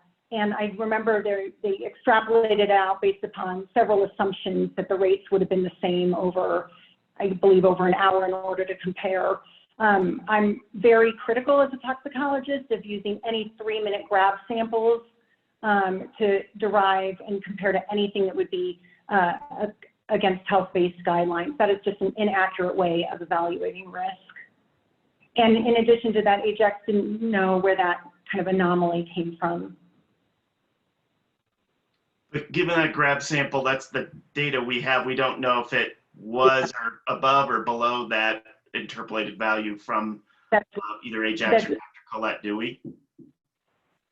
No, because of the nature of the way they've designed kind of that study, and it's just the inherent limitations of any kind of study where you're trying to do continuous monitoring, and then at some point it triggers it to collect some kind of sample. They weren't able to just go back and put another sample and collect more data. But what they did see was that the total VOCs through that monitoring station did drop, I believe, after that sample, as I recall on that. I'd have to go back and take a look. It was not a sustained sample, sustained monitoring of the total VOC. And then I think the last main question that I had just related to the approach that you took, and you showed some sampling points around the vetting pad near the Bella Romero Academy, and curious whether that approach and methodology was designed to try to calculate the frequency of particular levels at any given point, or was it really just trying to sample in a frame of time around that site? Well, that's a really good question. We did not design it to look at let me think through from the frequency standpoint. The way we designed that was that we actually had somebody roaming throughout that community, in addition to an individual that was on the well pad. So we could identify if and when there were detections of VOCs on the well pad and different activities, and communicating with the person off pad in such that that person would be would go in a downwind general direction, be able to collect data to capture any potential peak exposures. So no, we did not do anything designed to try to get like frequency of detections. We were just essentially ensuring that we were getting as much spread across the regional area, where people live, where the school was, and areas even closer in to kind of characterize the spatial distribution of that, and following more of the downwind directions with the intention of that, downwind from the vetting well pad. And what was the time period for which those results were monitored? Sure. I have to go back and look at the details of that specific study that we had when we were there, but I believe that data we were there for at least over 2 weeks. It might have been 10 days, 10 to 14 days, I believe. Follow up, Commissioner Putnam. No, thank you. Thank you very much, Dr. McMullen, and appreciate everybody's testimony.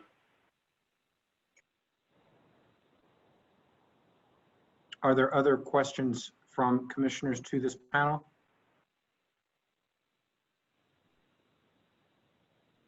All right, I got a lot of faces on this, but I don't think I'm seeing any further questions.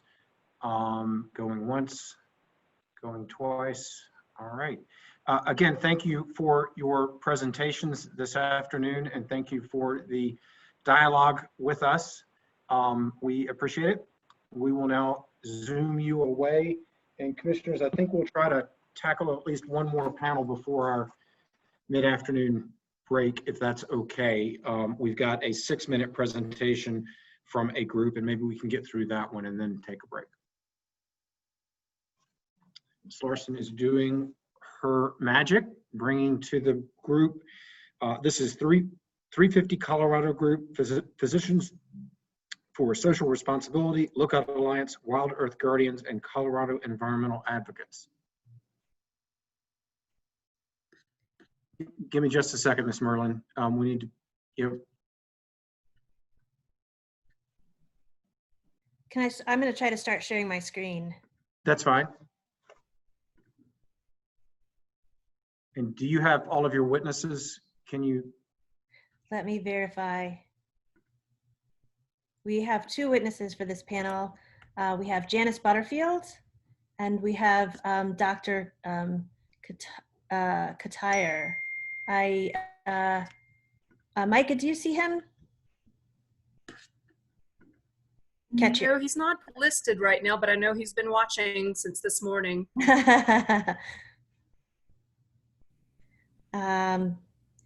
Was he going to have, yes, now I see Dr. Katyer. So he is going to start our presentation today. Doctor, will you start? Hi, everybody. Can you hear me? We can hear you. Okay, I'm trying to minimize this window. Is there a way I can minimize the window? Press escape, try that. Very good, thank you. Oh, okay. All right, very good. Thank you. Good afternoon. My name is Dr. Ned Katire. I'm a pediatrician who lives and works in the Marcellus Shale gas patch in southwestern Pennsylvania. Can I have the next slide, please? Today I'm speaking on behalf of these 5 organizations. Next slide, please. A growing body of peer-reviewed scientific and medical research now shows that living near fracked oil and gas operations is hazardous to the health and safety of residents. A growing body of evidence, of peer-reviewed scientific evidence, shows, and there are minimal setback distances from oil and gas development that are meant to minimize health and safety risks to the public. In Colorado and here in Pennsylvania also, the minimum setback distance is 500 feet. On this slide, you can see the overall consensus based on evidence is leading to greater setback distances from oil and gas operations. In the state of Maryland, they decided in 2014 on a minimum setback distance of 2,000 feet before thinking better of it and banning fracking altogether.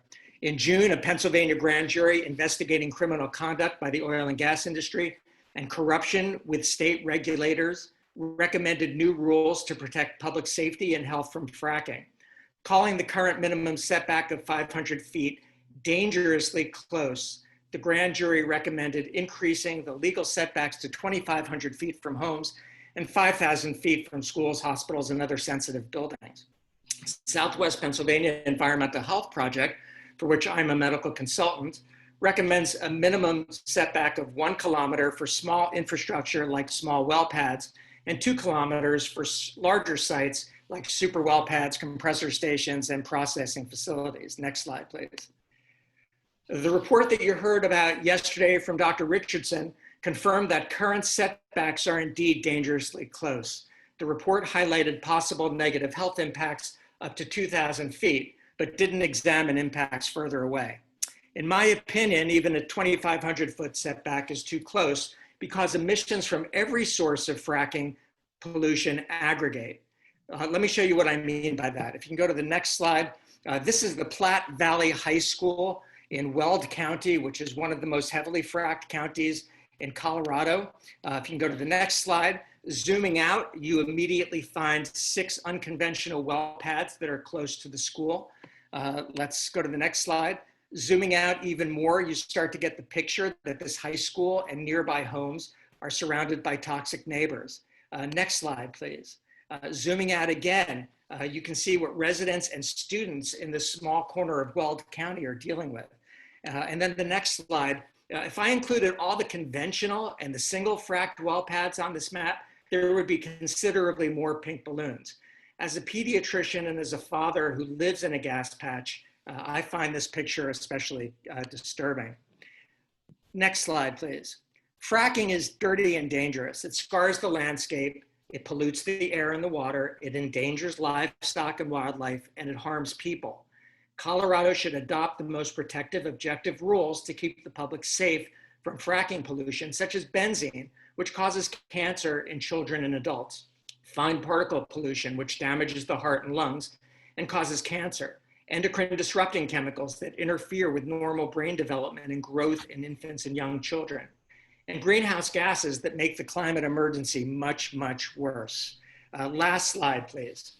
You can find all the peer-reviewed science and reports in PSR's Fracking Science Compendium, which concludes there is no evidence that fracking can operate without threatening public health directly or without imperiling climate stability upon which public health depends.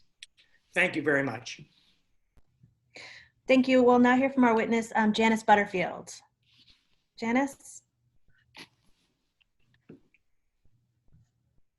Janice, are you unmuted? We've stopped your clock, Ms. Merlin, while we find. Janice, are you there? Look for your mute button. It should be in the bottom left corner, a little red microphone. Sorry, we practiced this yesterday and it worked. It's okay. We appreciate your participation. Yes, we can hear you now. Thank you. Okay.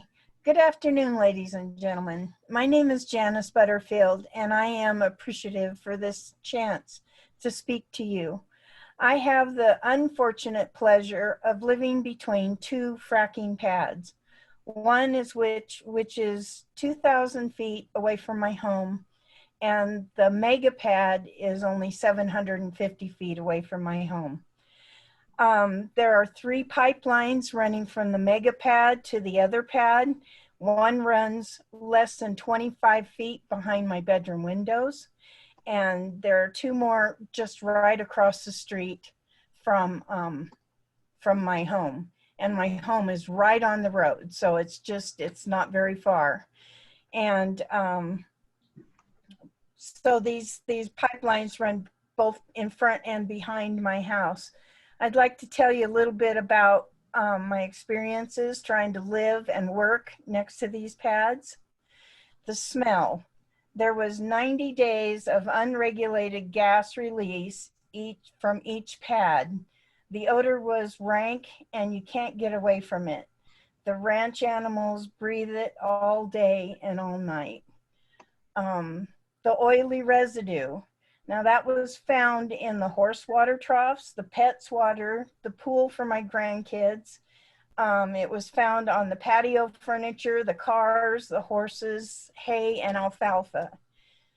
I also lived through months of loud and obnoxious noises from the diesels, the tractors, the semi-engines idling and beeping tractors, and dirt movers, clanking and thumping of the ditch diggers, dredgers, and well diggers. The noise was so bad and constant 7 days a week that you could not hear anyone on the phone. The TV had to be turned up to whoopee to try to cover up the noise. The thunderous shaking of the ground, the constant drilling by my house, and the big rig traffic.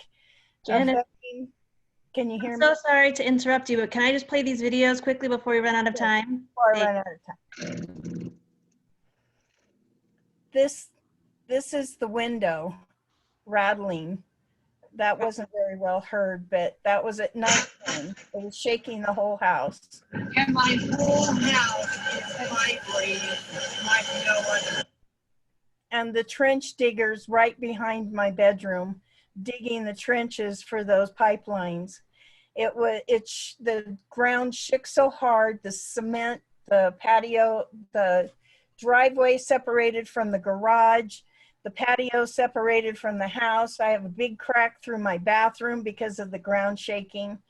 I can tell you that it was more than a nuisance. And I'm so sorry to cut you off, but we're out of time here. Maybe the commissioners can ask you a question to follow up. But these are final recommendations. Setbacks are the most important rule the commission should adopt to protect the public health and safety. It's not a public decision test. It's not a balancing test. This is necessary. If you disagree on the science, if you find that you're dealing with a battle of the experts, then please listen to the impacted residents. Thank you. Thank you, Ms. Merlin.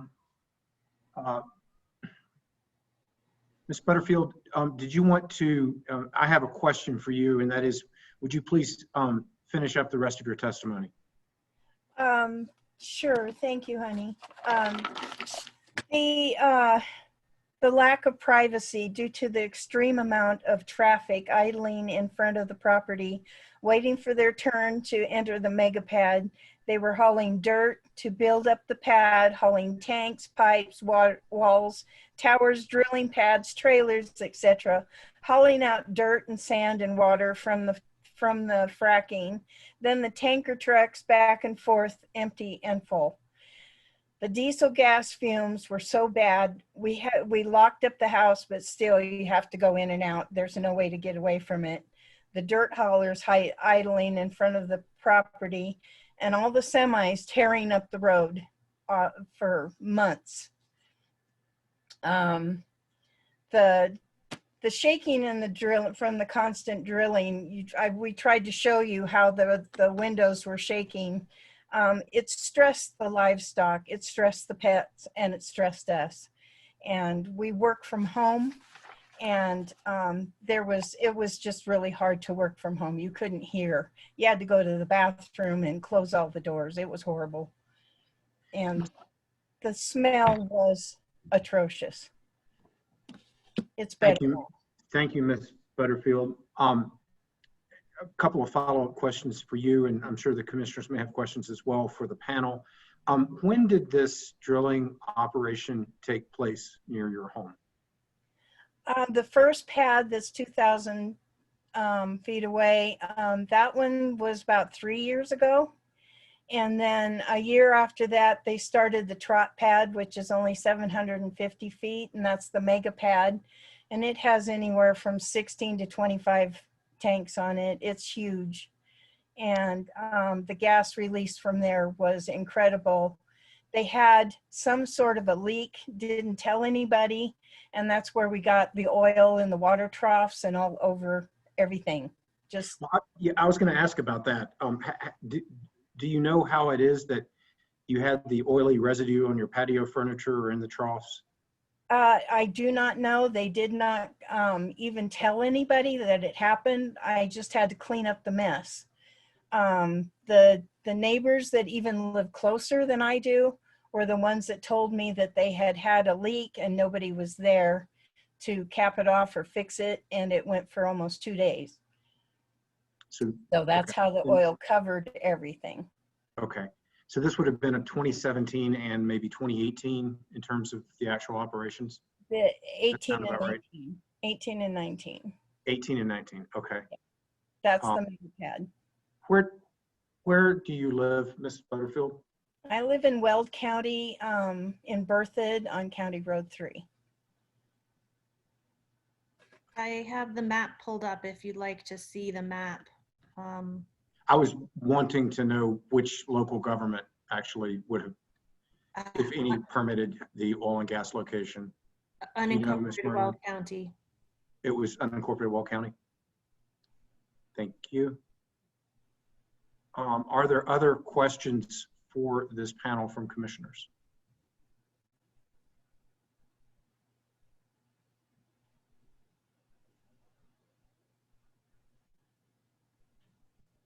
Thank you. Thank you very much. I'm so sorry we had such limited time. I do hope that the commissioners will take a little bit of time on their own to re-review the slides that we've shared. We Yeah. really had to Actually, rush through. Ms. Merlin, can you pull up the last slide, which was sort of your asks slide? Yes, thank you. You were kind of in a hurry to get to that. If you could just sort of more thoroughly explain to us your client's positions in terms of this important topic, that would be helpful. And then if you could send the slide to Ms. Larson, that would be great too. We will, and we really appreciate it. For us, and we said this on the first day of our first presentation, setbacks are the most important rule that the Commission could adopt to protect public health and safety. Conditions of approval are not a substitute for setbacks. Unfortunately, we've seen this time and time again with different facilities that promise to use certain technologies to minimize impacts, and we just don't see the impacts being minimized the same way that they are when the wells are simply farther away. The state needs to set a uniform, non-waivable 2,000, 2,500-foot minimum setback from all occupied structures. We don't believe that less protection is warranted for rural residents such as Ms. Butterfield and her family. They are human beings as well whose health can be impacted and has been impacted. At 2640, half a mile from schools, address the oil and gas density problem by permitting not more than one oil and gas site within a 2,500-foot radius, require continuous emissions monitoring at all sites, and set the most protective objective standards for permits and enforcement, and then deny permits if research or emissions data shows that public health or safety is in jeopardy.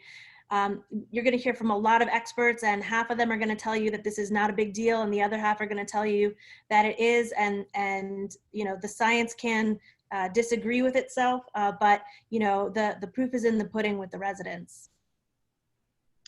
Thank you, Ms. Merlin. Thank you. One last time, other questions for this panel? Did you raise your hand, Commissioner Messner?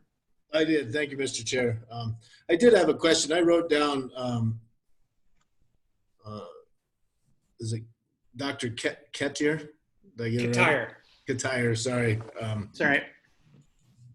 There was a study, EHP Delphi. Yes. Maybe you could tell me a little bit about that study. So a Delphi study is a multidisciplinary study. And so what they do is they pull in experts from different fields. The consensus, so they're looking for a consensus. The consensus was a setback of a little bit more than 1,300 feet. That was the unanimous consensus. In addition, however, there were some experts who advocated for a greater setback. And that's why at the bottom of that slide, EHP has taken that information, the scientifically based information, as you can see there at the bottom. And their conclusion is 3,280 feet, which is 1 kilometer from small infrastructure, and 2 kilometers for larger infrastructure. We have very much the same type of development of shale gas that you do in Colorado. There are some topographical differences. There probably are some geological differences as well. But we're facing the same issues that you are. We're facing a lot of health issues that have been well studied, actually. It's all well documented. Thank you. Thank you, Commissioner Messner. Seeing no other questions, we thank this panel for its time and for the presentation. And we will look forward to your continued involvement with us on this and all the other important topics. Thank you, Ms. Merlin. Thank you so much. Thank you. Thank you, commissioners. Thanks very much. Commissioners, we are close to being on time. It is 3:04. Let's return or take a break and return at 3:20. Give us our 16-minute break, and then we'll round out the afternoon with testimony until 5.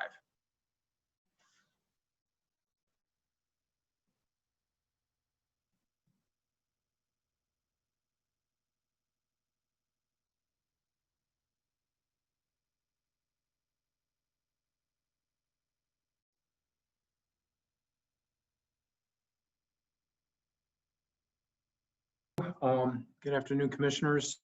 We are going to get started back up with our last session for day 10 of the COGCC mission change rulemaking. Commissioners, with your indulgence, I did speak with Mr. Greg Duranolo during the break, and knowing that we had some discussion with industry's main lawyers in the last panel about their perspective of staff draft at 1,500 foot, I do think it would be helpful to give Mr. Duranolo, maybe a couple minutes to define current state. And I'm not talking, obviously, Mr. Duranolo, we're doing current state as objective criteria permitting, but I'm just talking about just a quick intro to current state of the actual setback that may be found in the current rules. So if you could give us a couple of minute summary of that, I think that would be helpful for us and all of our stakeholders as we debate these issues. Yeah, thank you for the opportunity, Chairman Robbins. And there's certainly been a lot of confusion over our setbacks in the past. Currently, COGCC has a 200-foot setback from a well. As I said earlier, we propose to carry that forward for a safety setback for site-specific issues.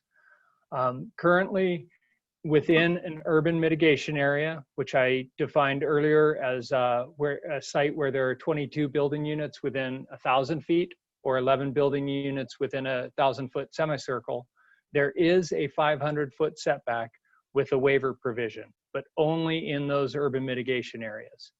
Outside the urban mitigation areas, we only have an exception zone and a buffer zone, which are set at 500 feet and 1,000 feet from the oil and gas location. And they're tiered zones where operations may occur, but only subject to stringent protective measures. In addition to staff's proposed setbacks, we've also made those stringent protective measures required at all sites statewide, regardless of proximity. I think it would be helpful to also give some perspective of how many locations we see that are within those proximity ranges. So I had staff grab some numbers very quickly. And in 2019, for example, we approved 297 Form 2As, 39 of which were within 1,000 feet, and 4 were within 500 feet. And those again are measured from the nearest well or production facility to the home, not from the edge of the pad. And then comparing those numbers to 2014, when we had over 1,000 Form 2As approved, we went from, in 2014, 25% buffer zone locations, so that's within that 1,000 feet, down to 10% in 2019. And we went from 5% exception zone locations down to 1 to 2% in 2019. So certainly we definitely saw a reduction, not only in the total number of pads, but also in those in close proximity. And I'd be happy to reiterate any of those numbers if that would be helpful. Thank you, Mr. Duranolo. We really appreciate that. Commissioner Messner, did you have a question? No, just a clarification. And so, Mr. Duranolo, what you're talking about is what's currently in the rules, not what's in the draft rules and not what is currently being permitted under objective criteria. That's what's just currently in the rules. And then that is different than the presentation you gave earlier today, which was the proposal and the draft rules. And so I think that just to make sure that everyone understands those two things as well. Yep. Yes, that's correct. And I think it's important because, there was some conversation this morning or this afternoon about, maintain the current setbacks. And I think Chairman Robbins also addressed that with the parties as well. Yeah, and I think Commissioner Messner, just not to put a fine point on it, but I think that, what we heard from industry was with regard to the draft proposal that is more extensive, obviously, than the current 200-foot setback and the 500-foot setback and an UMA. So thank you, Mr. Rano. Really appreciate that explanation. Again, we're just trying to make sure everybody understands current state and what staff's proposed future state is, and we want testimony on all states.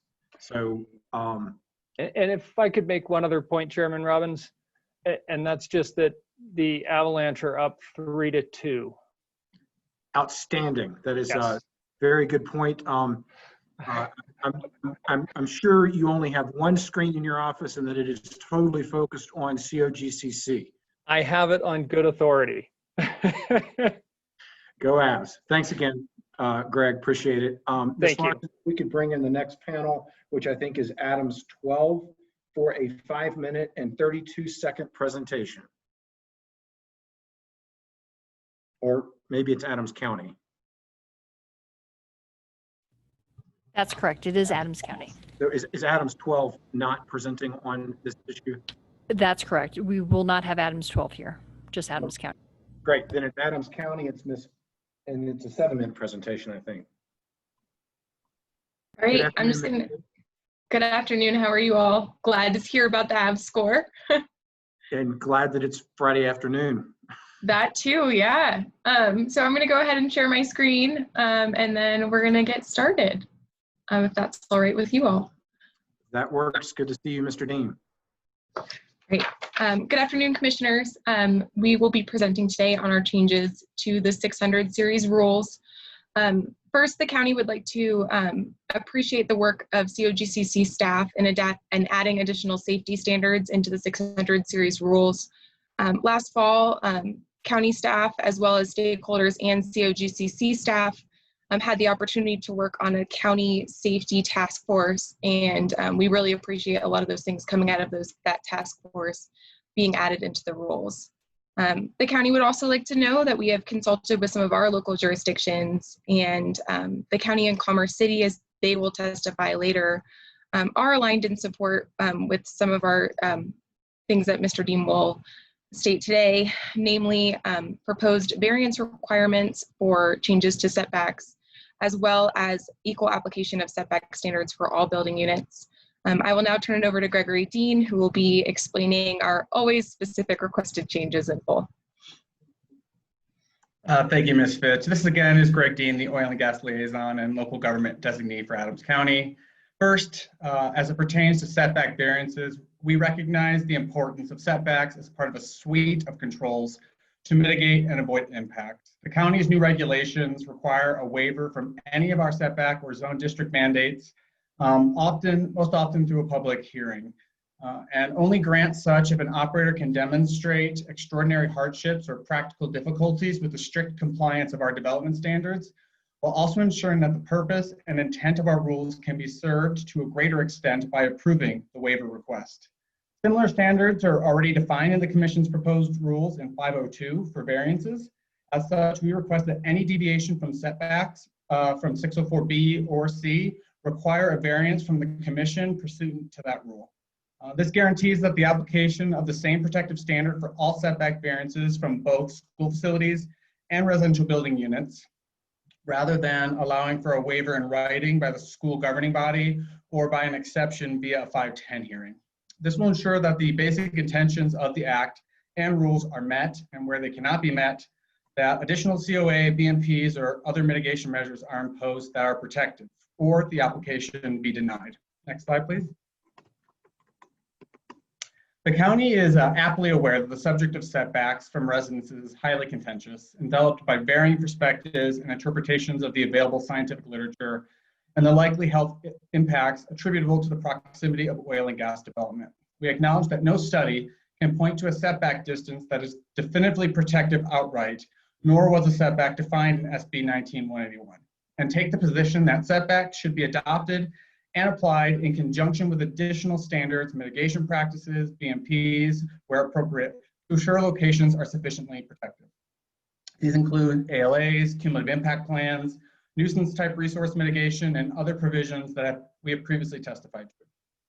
Therefore, we propose a minimum setback distance in 604C of 1,000 feet from one or more residential building units or high occupancy building unit, not subject to an SUA or waiver from the building unit owner, tenant, or resident, or after a variance is granted. We support the proposal by staff that setbacks should be measured from the working pad surface rather than from a wellhead or any equipment. As on Adams County's facilities, this differentiation adds an average of additional 250 to 400 feet of protections. The county recently adopted a similar setback provision in September 2019 in response to the passage of 181 as part of a comprehensive overhaul of our oil and gas regulations after a very robust stakeholder process that included meaningful engagement with citizens, environmental groups, industry representatives, public safety officials, and even commission staff. We believe that a uniform application of 1,000-foot setbacks from one or more building units statewide is the appropriate state floor. It provides more straightforward application of the rules for all parties and is equally protective for residents in both urban and rural areas, rather than applying a different standard for 1 to 9 building units versus 10 or more as currently proposed. Next slide.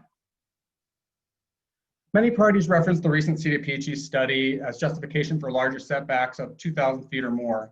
Acknowledging the significant contribution of this study to the expanded understanding of setback impacts on public health, we established that distances referenced in that 2019 study are not an equal comparison to those being proposed by the county or staff. This map illustrates our point well. The hatched yellow area on the map presents our current setback and matching proposal distance to an actual pad in Adams County, compared to the dashed white circle of the same 1,000 feet from the center of the well pad. This demonstrates just how setbacks measured from a working pad surface are more protective than those measured from a wellhead or from the center of a pad as presented in the recent study. We believe this proposed setback distance in association with other mitigation practices addresses the potential for increased acute health risks presented in the study and allows local governments the ability to leverage their unique expertise and understanding of local land use compatibility and master plans, and will allow for the responsible development of oil and gas that is still protective, while providing the opportunity for other relevant governments to enact their own setbacks that fulfill their local interests. Next slide. Lastly, appropriate setback measurements are a critical component to their overall protectiveness. The county's regulations measure setbacks from the edge of disturbance to the property line of a building unit rather than to any physical structure on the property, and respectfully request that a provision be included in Rule 604 that defines the measurement of commission setbacks similarly. This request is not only more protective, but resolves inconsistencies between defined setback measurement standards for schools and residences in current rules, makes the measurements more qualitative while protecting against any changes or additions of buildings on a property post-application, and ensures residents and students remain fully protected and retain the full use of their property for recreation, agriculture, or other uses. Next slide. While this measurement request may seem superfluous, these maps demonstrate their significant effect. This is another oil and gas location in Adams County, the yellow shape again representing a 1,000-foot setback. The pink rectangles on the enlarged map to the right represent 4 actual residential building units that would not be protected by setback provisions as currently presented. Under the county's measurement standards, these residents would be protected, and this location would require a setback waiver under the previously mentioned process. We believe that a resident should be just as protected in their backyard as they are inside of their home, and ask the commission to adopt this request. Again, we understand adopting setback distances and standards is a challenging, complex, and imposing endeavor, and we appreciate your consideration of our proposals. This concludes our 600 series testimony. Thanks. Thank you, Mr. Dean, and thank you, Attorney Fitch. As always, I, for one, am appreciative of succinct and specific testimony. Your community has done a good job of that throughout the rulemaking, and so we thank you for that. I had a question or two, and then I'll call upon my fellow commissioners. You ask for the setback to be, if it's waivable, that it's through a variance process. And earlier today, we had discussion with staff about, they sort of didn't think that it needed to be a variance because instead it was like, we're calling it out because it's really important. But I think I'm hearing the point that you're making is that maybe you were in attendance when we gave direction to staff to create the variance process with a higher standard than just the good faith attempt or whatever it is, and instead make variances difficult. There needs to be, I forgot what the language was, and we're going to get it back from staff. Are you echoing off that you heard that the variance would be, something that's meaningful if it's granted? Is that where I'm seeing this testimony arise? Yes, that's correct. So similar to what the county adopted last fall, we require that they show similar to what you would see in a land use process for a variance, so a significant hardship. And I believe that was the discussion that was had earlier as far as changing that reference. We do think the onus should be on the operator to show that there is a hardship to have to waive that specific requirement. Okay. Yeah, and to piggyback off, sorry. No, go ahead, Mr. Ding. To piggyback off of Ms. Fitch, we're not saying we want it to be hard for operators. We want them to show a good faith effort, but we don't want it to be used, I hate to use this word, willy-nilly. Mr. Neslin testified earlier that he wanted variances to be used. He would be supportive of 1,500 feet from 10 or more if variances were granted more easily, and that kind of concerns us because we don't think inability to produce resources would be a hardship that would grant a waiver in Adams County's cases in our local regulations. So that's just something that we're kind of trying to pull from Adams County's regulations into the broader picture here. Okay, and we can have staff look at the variance language that you came up with as well. I agree, and I don't want the language to be willy-nilly, and I also don't want it to be hairy and sticky, but that's for another day. Did I hear you say that you have a 1,000-foot setback? Is that where Adams is? That's correct. We adopted a 1,000 foot from one or more building units without a waiver. I mean, we do offer a waiver process, but it's 1,000 feet from one or more building units or high occupancy building units or schools currently. But we are supporting the 2,000 foot proposal by staff for schools. So obviously we will be amending our regulations accordingly. But currently as drafted, they're 1,000 feet for all structures, schools and residential buildings. And I found logical the reasoning to the property line of the receptor property, because that allows for the use of the property. And it also is a defined term. And you can see where the property lines are on GIS maps. So I appreciate that comment and would look forward to other testimony as to the pro cons of that as well. Those are my questions for this. Go ahead. Did you to piggyback off that comment? One of our slides, and I don't know if Ms. Fitch could pull it up, the first map we showed, the available satellite data doesn't show that any of those houses are built. And in fact, all those residents are actually already built. And this is for the Ivy location. So if you go back a few slides, Ms. Fitch. Right there. So you can see on the bottom right of that picture, it looks like all those residences are platted and not built, but in fact, all those residences are actually already built. And so that is another point for support for using a property line rather than an actual structure, because we don't know where the source of that GIS information is coming from. Are they saying, well, we don't have any proof that that building has been built yet, and we know with boots on the ground that that property has already been built. So it kind of alleviates that confusion also. Thank you. Do other commissioners have questions? Commissioner Nanjapa. Thank you, Mr. Chair, and thank you both for your testimony. I just wanted to get a clarification and just make sure that I understood it correctly. So your regs and what you're proposing for us as well is 1,000 feet from one or more or high occupancy without a waiver, meaning that there could not be a request for anything within that distance. Is that correct? No, oh, sorry, go ahead, Ms. Fitch. So we would request that they would be able to go through that variance process. So there would still be a way for them to potentially be closer if they do meet those variance criteria. And that's how we have it set up in the county as well. If they don't meet specific criteria, they go through a public hearing waiver. Okay. Thank you very much. And then one quick follow-up was, let's see, what was it? Oh, okay. I think that actually answered it. So you're in support of the 2,000 foot from a school, but you're also saying from the property line boundary, not the actual structure. And also in this case, there would still potentially be a waiver process? Correct. We would just ask that the school board not be allowed to waive that in writing. That any variance from schools or residential building units go through a variance process. Okay. And I believe that setbacks are currently measured to property lines for schools. That's defined in the definition for school facility. It includes playgrounds and ball fields and things of that nature. So I think it is already measured to property lines, correct me if I'm wrong, for school facilities. But in the definition for designated setback location, for residential building units, it's measured to the nearest corner of a structure, of a dwelling or occupied structure. So that doesn't include a detached garage or a shed or a workshop, anything that only building units that are used for dwellings.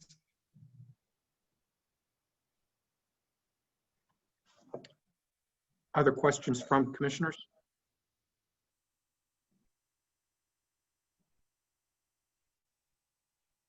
All right, seeing none, thank you both for your presentation. It is very helpful to our process. So we look forward to seeing you again at a later date on a later series. So thank you. Thank you. Hearings Officer Larson. Yes. So I apologize. I misspoke earlier when I noted that Adams 12 is not presenting today. They are in fact presenting.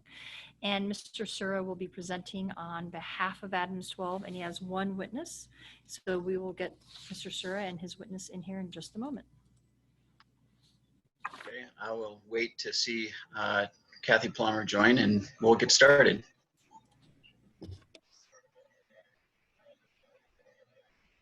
Looks like Kathy has joined. She's going to be sharing her screen. Kathy Plummer is the president of Adams 12 5-Star School District and will be presenting on behalf of the district. But please let her, yeah, got the screen up. Good.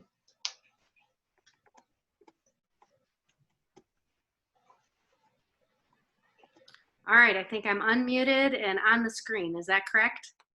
That is correct. Wonderful. Thanks for having me back, everyone. I was glad to be there for the 300 series and back for 600. I don't know how many series you have, but I'm Kathy Plummer and I'm president of the Adams 12 5-Star Schools Board of Education. And it's not advancing. Sorry, I'm not getting my normal. We're going to pause the time. There we go. Oh, there we go. There it went. All right. So the topics for discussion is the 2,000-foot setbacks. It's just, you can read the list, and I'll go through a few slides to illustrate these points. I just want to say how pleased we are that you all are considering the 2,000-foot setback from schools. That's something we're very supportive of. So Adams 12 has a great deal of experience in recent years with oil and gas developments from various operators. It's become very important for us to know and be able to communicate with our families distances between drilling operations and wells from school buildings. Our families are very concerned about well locations close to schools. Given the geography of where we live and the sight lines, you can see for miles, even a 2,000-foot setback can seem very close to people.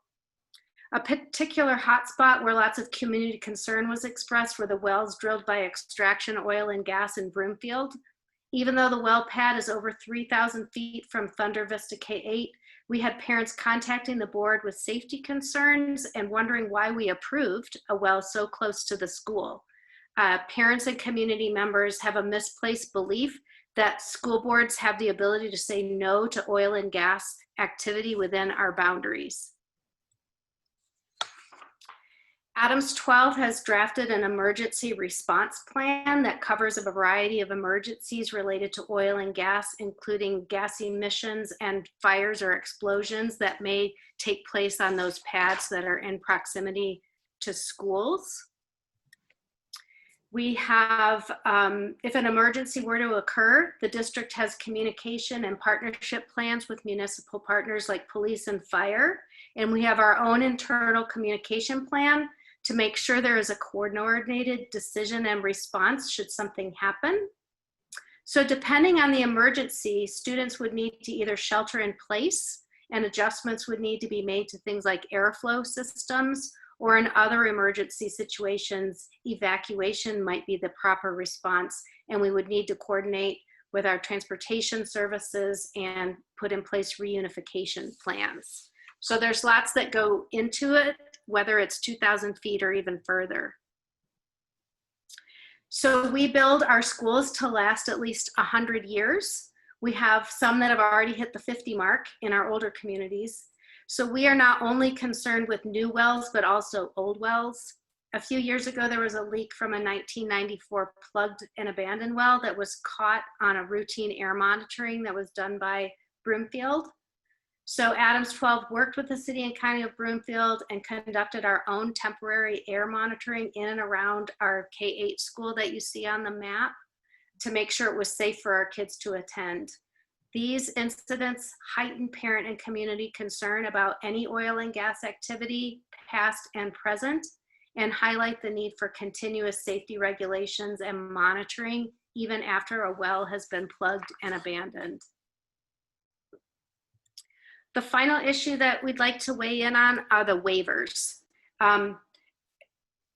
Similar to my opinion when we talked about this for the alternative site plan, as a board member, I wouldn't advocate waiving the setback, providing the opportunity for boards to waive a setback. I am not a oil and gas expert, and we don't employ oil and gas experts on staff. So if we were to make that decision, we would have to hire outside help to really provide us with that scientific and data case for waiving a setback. I would also have serious concerns about liability.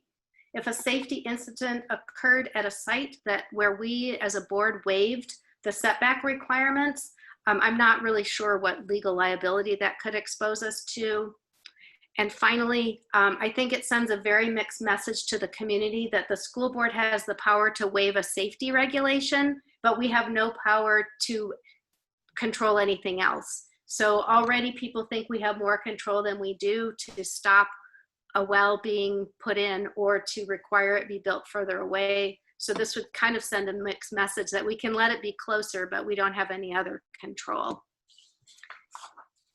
So that's a quick testimony, and I'm glad to take questions on any of the issues that you have before you.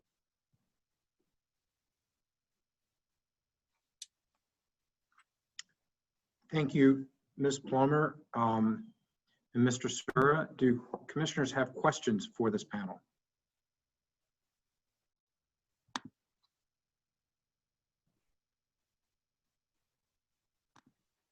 Well, you did an outstanding job in your presentation. We have no questions. So thank you very much for being with us again here in the 600 series. We appreciated seeing you in the 300 series.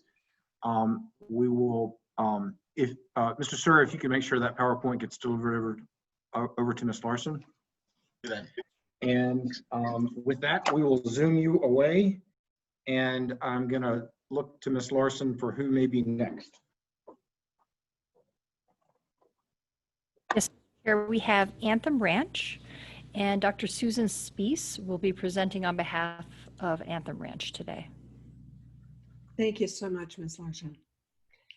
Chair Robbins, commissioners, and staff, thank you so much for the opportunity to visit with you again this afternoon.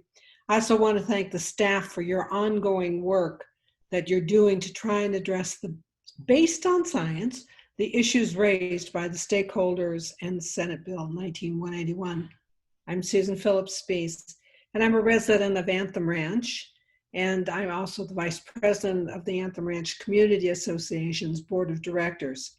We're an active 55+ community with 1,328 homes and somewhere in the neighborhood of 2,300 residents. Most of us are retired, which can cause some problems because we pay attention to things going on. I also served on Broomfield's Comprehensive Plan Oil and Gas Update Committee, chairing the Health, Safety, and Welfare Subcommittee. We were tasked with developing the initial guidelines that became part of the operator agreement between Broomfield and Extraction Oil and Gas.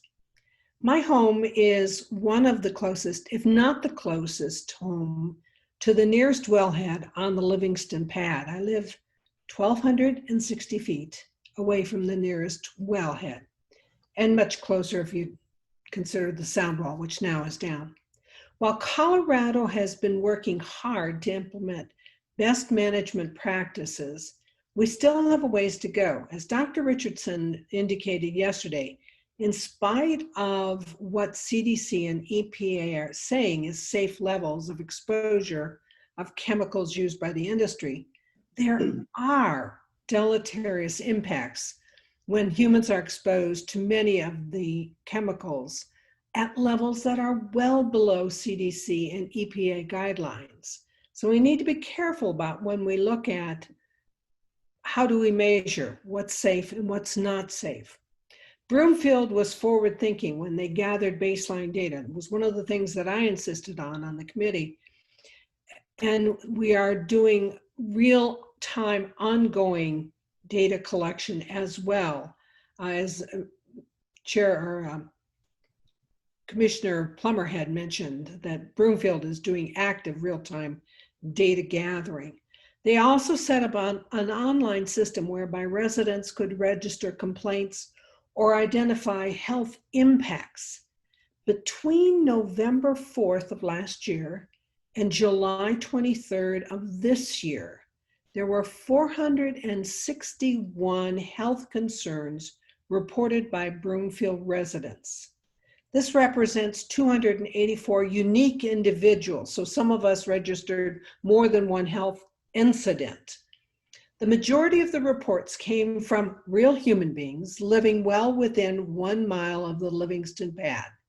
The health complaints were consistent and reflected sleep disruption, headaches, nosebleeds, irritation of the throat, eyes, nasal passageways, and serious congestion. There were also some reported cases of anxiety.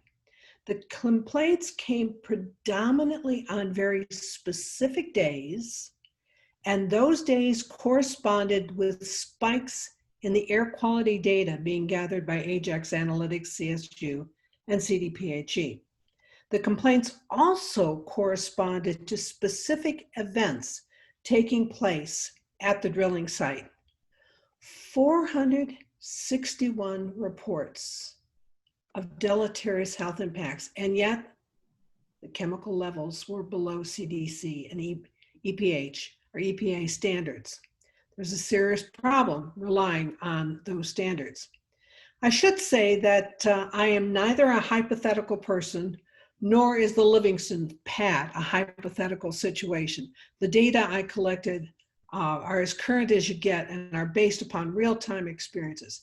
Because of my relationship with Broomfield, I was provided with single grab Suma canisters to take air samples. We did a baseline, so we knew what the air was like on days when we were not being negatively impacted. And we were grabbing samples on those days when we were having negative health impacts. When we got the data back from Ajax Analytics, the results were stunning. Some of the chemicals were anywhere from 4 to over 2,200 times higher on the impacted days than on the healthy days. Most of the problems were during the drilling phase, and I can talk more about that during Q&A if you want. I give you this information to support my assertion that that of the Anthem Ranch Community Association, that the Livingston pad is simply too close to residential areas. Well, we can't do anything about the Livingston pad, but moving forward, we can affirm that in the future, 1,000 feet, 1,500 feet, and even 2,000 feet is too close to site oil and gas operations in proximity to residential areas, schools, environmental recreational areas. We implore you in 604 to consider an expanded setback of at least 2,500 people. 2,500 feet. Sorry about that. So I'd be happy to answer any questions. Thank you for that testimony. Do we have questions for the witness? Commissioner McGowan. Thank you. Thanks for testifying today. Appreciate it.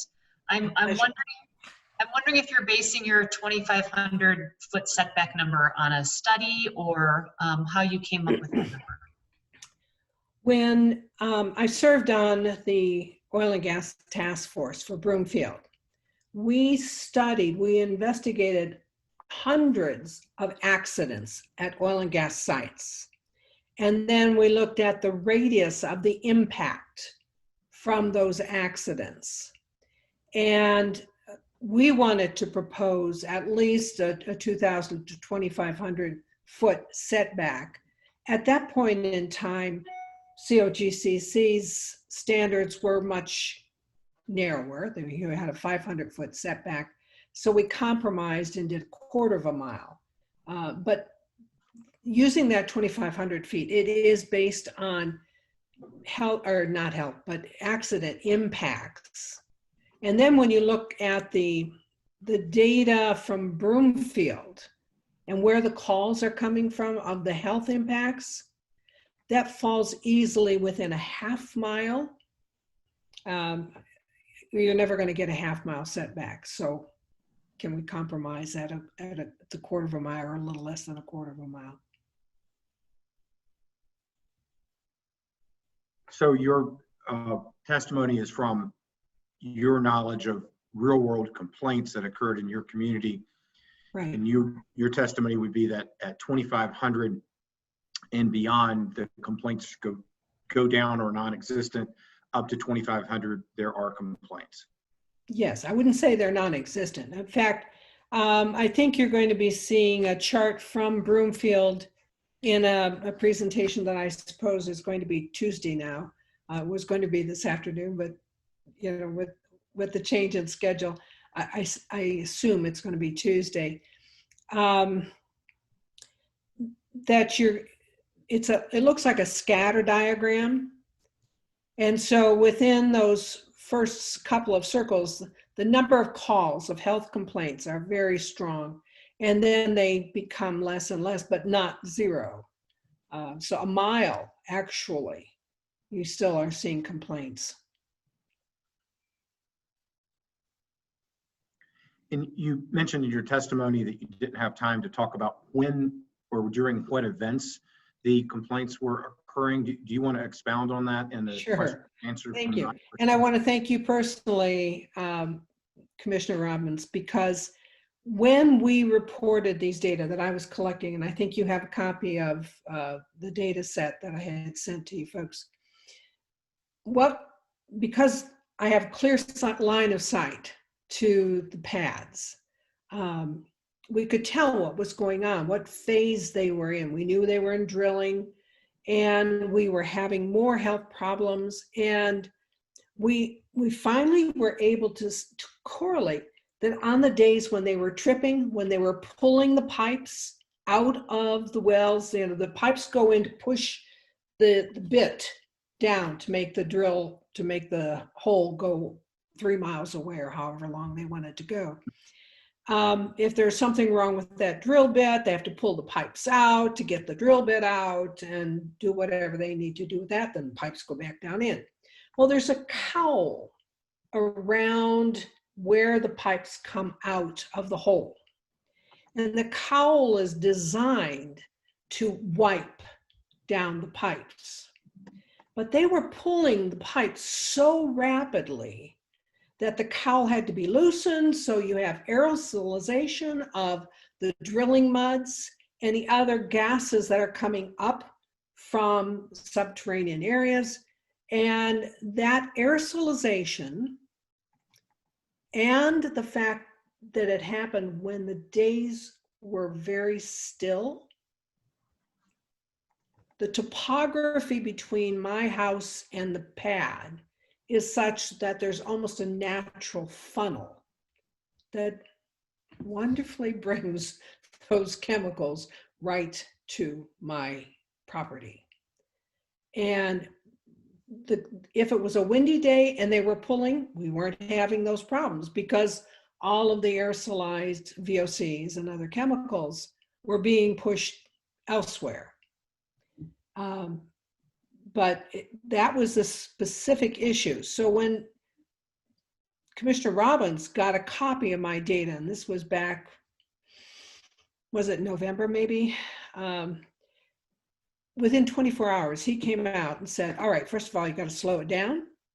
And not only that, do a better job wiping the pipes and flushing them because you have stuff inside the pipes. And that was a huge improvement. It took us a while to figure out the correlation of what was happening where and when. So there were only 2 more wells to be drilled on our pad. But moving to other sites then, they were required to slow down the process, wipe the pipes better, and flush them. And that made a huge difference. So thank you. I would thank you for your testimony, Doctor. I would let the commission know that it was our agency staff that went out and did these things, and they did a good job, and I think it did make a difference. So right. Very good. Do we have other commissioners with questions? May Yes, you have one just to last make one point. other comment. The one chemical that was over 2,200 times higher on almost every case when there were reported problems is isoprene. And unfortunately, isoprene is not on a CDC or EPA list. And it would be interesting to do some serious studying on what isoprene does in terms of health impacts. Thank you, Doctor. We appreciate your testimony. Thank you. And we hope to see you again. And thank Tuesday. you for bearing with us late on a Friday afternoon. We will allow you to be zoomed off the panel, and I would turn to Ms. Larson for the next panel. I'm not sure if my agenda is correct anymore, so Ms. Larson, we're gonna have to tag team here.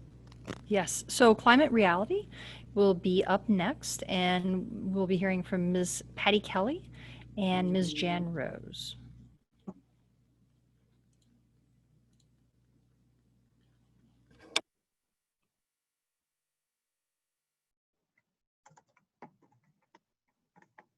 Jan Rose will not be presenting today. Okay, do we have Ms. Kelly?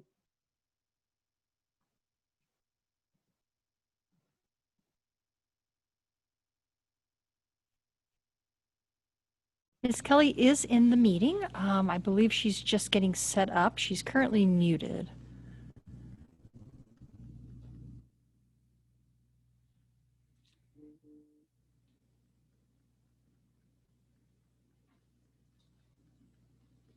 Hello, Ms. Kelly. Hi, sorry about that. I'm kind of new to Zoom using the screen sharing like everybody, so I was kind of awkwardly trying to do it. Can you see my screen? No, we can see you, but we do not see your screen yet. Gosh, I even practiced it and everything. Well, maybe I'll just go ahead without my screen. No, why don't you try to get your screen up? I don't want Okay. to rush you. So Ms. Larson usually has phenomenal tips on screen sharing. Okay, let's see if I can get this going.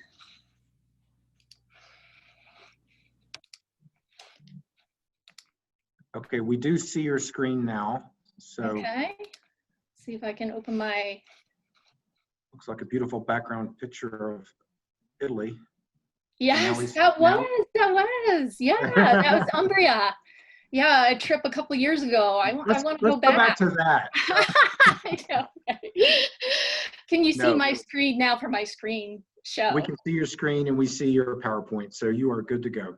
Okay, great. Thanks so much. Okay, hi, I'm Patty Kelly. I'm with Climate Reality. I'm a volunteer. I'm here to talk to you guys today about the 600 series. But I know it's late Friday afternoon and we're all kind of tired and it's been a long couple of weeks. So I just kind of share this just to kind of hopefully make everybody laugh. So before I begin, let me just say that I am going to restrict my comments to 604 setbacks. Specifically, we have 2 asks. We want to increase setbacks to a ½ mile from any occupied building. And I'll go through the details of that in just a minute. Although Anthem Ranch just said, you're never going to give a ½ mile. I was like, okay, there's a challenge I'm taking. And the other thing I want to clarify is waivers, although I feel like Adams 12 said what we're going to say, which is, you know, as a matter of law, I don't know that a school district can waive that right on behalf of their students. It's a voluntary relinquishment of a known right. And obviously those criteria don't really fit here. There's also been a lot of interchange between waiver and variance. So a waiver is giving somebody who, you know, would have a right of some sort, the right to just say, no, I don't need that right, versus a variance, which when you're a regulatory body, you might say, okay, we're going to allow this exception to our regulation. So I'm sure you guys are all lawyers and you all know that, but I just wanted to clarify that point. With respect to advocating for a half-mile setback, here's my thoughts. We've told school kids that they need to be safe at school, but they need to be safe at home as well. And they shouldn't be punished if they live within 1 to 9 residences, you know, versus more than 10. And I also think that there's a chance that this can be unfair to DI communities, because oftentimes you might have in low income where 25 people are living in a house. So, you know, when you're restricting the house numbers versus regulating from the people, I think you can run into problems with that. And if you just did a half-mile setback, variances were appropriate, but generally not easy to get, I think you can avoid that kind of problem. In addition, nobody's really talked about it, but there are risks to explosions, spills, and fires when you're close to oil and gas activities. In fact, I looked it up, and in 2018, I guess there were 268 spills within 1,500 feet of the nearest occupied building. So I think that half-mile also takes away that risk, which is nice. Obviously, we talked all week about the nuisances, the noise, the dust, the traffic, and I think this addresses that as well, and the sound, of course. So I think that the science does seem to be all over the place. I'm not a scientist, I can't speak to that, but I can tell you that we have read studies that say there are impacts up to a half-mile. And it just seems like a good spot to cover the majority of the risk exposure. So that's why we're advocating for that distance. I just wanted to address a couple of the points that were raised by industry that just sort of occurred to me, because I'm an attorney and I just kind of think in terms of cross-examining people. But I know the point was made that there's improved technology and that might impact the numbers, but I also feel like we've had more cumulative impacts and more multi-well pad sites at the same time. So I think that kind of offsets the benefit from improved technology. And I don't think that the industry argument a little while ago addressed small operators, ones that don't maybe have the budget to take the kind of efficient and necessary steps to do that overreaching protection that was sort of promised to us earlier in the day. And finally, it reminded me a little bit of tobacco industry. I mean, I grew up in the 70s and it was kind of like everyone was telling you tobacco was good for you. I think my mom even smoked when she was carrying me because they told her it would make her relax. And, you know, it took a long time for people to debunk that. Let's not take that much time on oil and gas. There are plenty of peer-reviewed scientific valuable studies out there to support your position. I have redlined our changes for 604, and the last thing I want to share with you is the Chevron deference, that was raised by AG Minor. And I just wanted to make a point that Colorado does believe in this kind of deference. However, first, they have been instructed to look to the legislative intent of a statute to determine if it's ambiguous before they move on to the deference argument. So in this case, you heard from the legislators at the beginning of this proceeding, and they sort of let you know what their intent was, which is to protect public health. So we would just say, yes, let's do it. Let's err on the side of safety in this particular circumstances. Thank you. Thank you, Ms. Kelly. If you don't mind, if you could email your slides to Hearings Officer Larson at some point in time. No we problem. will have them with us.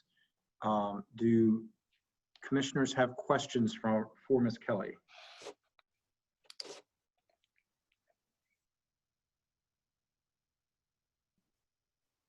Ms. Kelly, can you remind me at least, or maybe our stakeholders, what the group you volunteer for, Climate Reality, what is that group?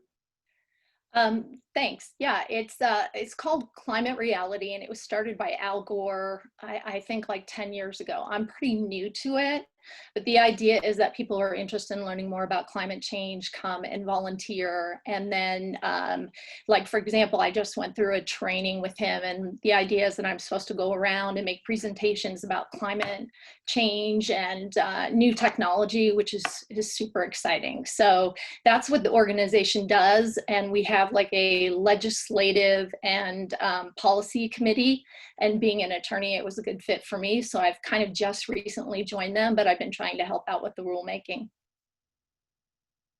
Great. Well, we certainly appreciate your volunteer efforts to present to us and to bring this perspective and these ideas. It is very much appreciated. Even appreciate the digging into Chevron and reminding us about the deference there with your legal hat on. So thanks again. I'm not seeing questions from other commissioners, so we'll allow you to go out of the panel, and we'll ask Ms. Larson for our next panelist. Thank you. Enjoy your weekend. We plan to. We look forward to it. It's been a long 10 days. Ms. Larson, who do we have next? So up next, we have the Wildlife Hunting and Angling Group, and we will start bringing in the participants in that panel.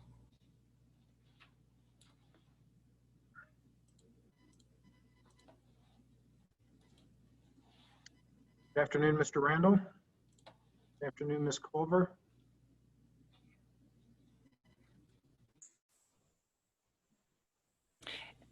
Mr. Randall, will Abby Burke be joining us this afternoon?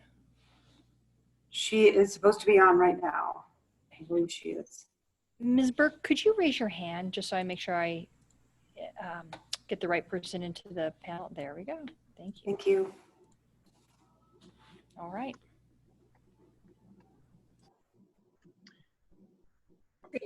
If you have all of your witnesses impaneled, you are allowed to begin. Thank you, Commissioners. Good afternoon. I'm going to pull up a PowerPoint. Are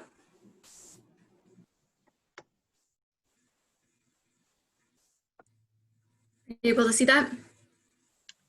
We are. Great, thank you. Good afternoon, Commissioners. Thank you for this opportunity to present on this Friday afternoon. We appreciate all of your hard work and attentiveness over the past 10 days. My name is Sarah Judkins. I'm with Kaplan, Kirsch, and Rockwell, and we represent the Wildlife Hunting and Angling groups. We're joined in this presentation by Audubon Rockies and the National Audubon Society. If the Commission is inclined to address buffers or setbacks from aquatic high priority habitat or riparian in the 600 series, as Commissioner Messner discussed earlier this morning, the WAG and Audubon urge the Commission to adopt larger buffers than those proposed in the 1200 series rules. In particular, our groups ask the Commission to increase the no ground disturbance buffers for aquatic high priority habitat from 300 feet as proposed in draft rule 1202C to 500 feet. In addition, for gold medal waters and cutthroat trout designated crucial habitat, the Commission should increase that buffer from 300 feet to a quarter mile. Expansion of these buffers for aquatic HPH is necessary to protect water quality in important streams, riparian corridors, and the state's most valuable fisheries. The Commission should also require additional operational measures to safeguard surface waters when drilling will occur within 1,500 feet of aquatic HPH.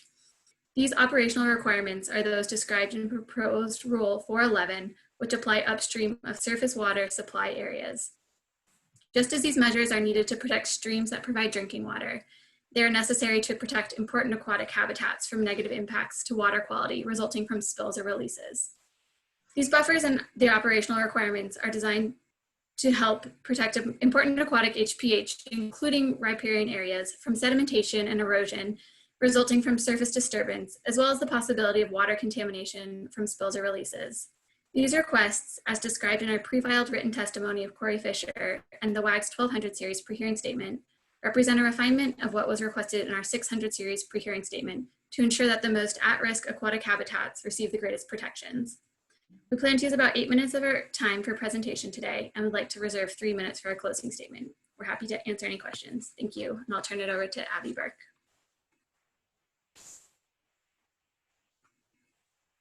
Thank you, Sarah, and thank you, commissioners. May I request the ability to share my screen? There we go.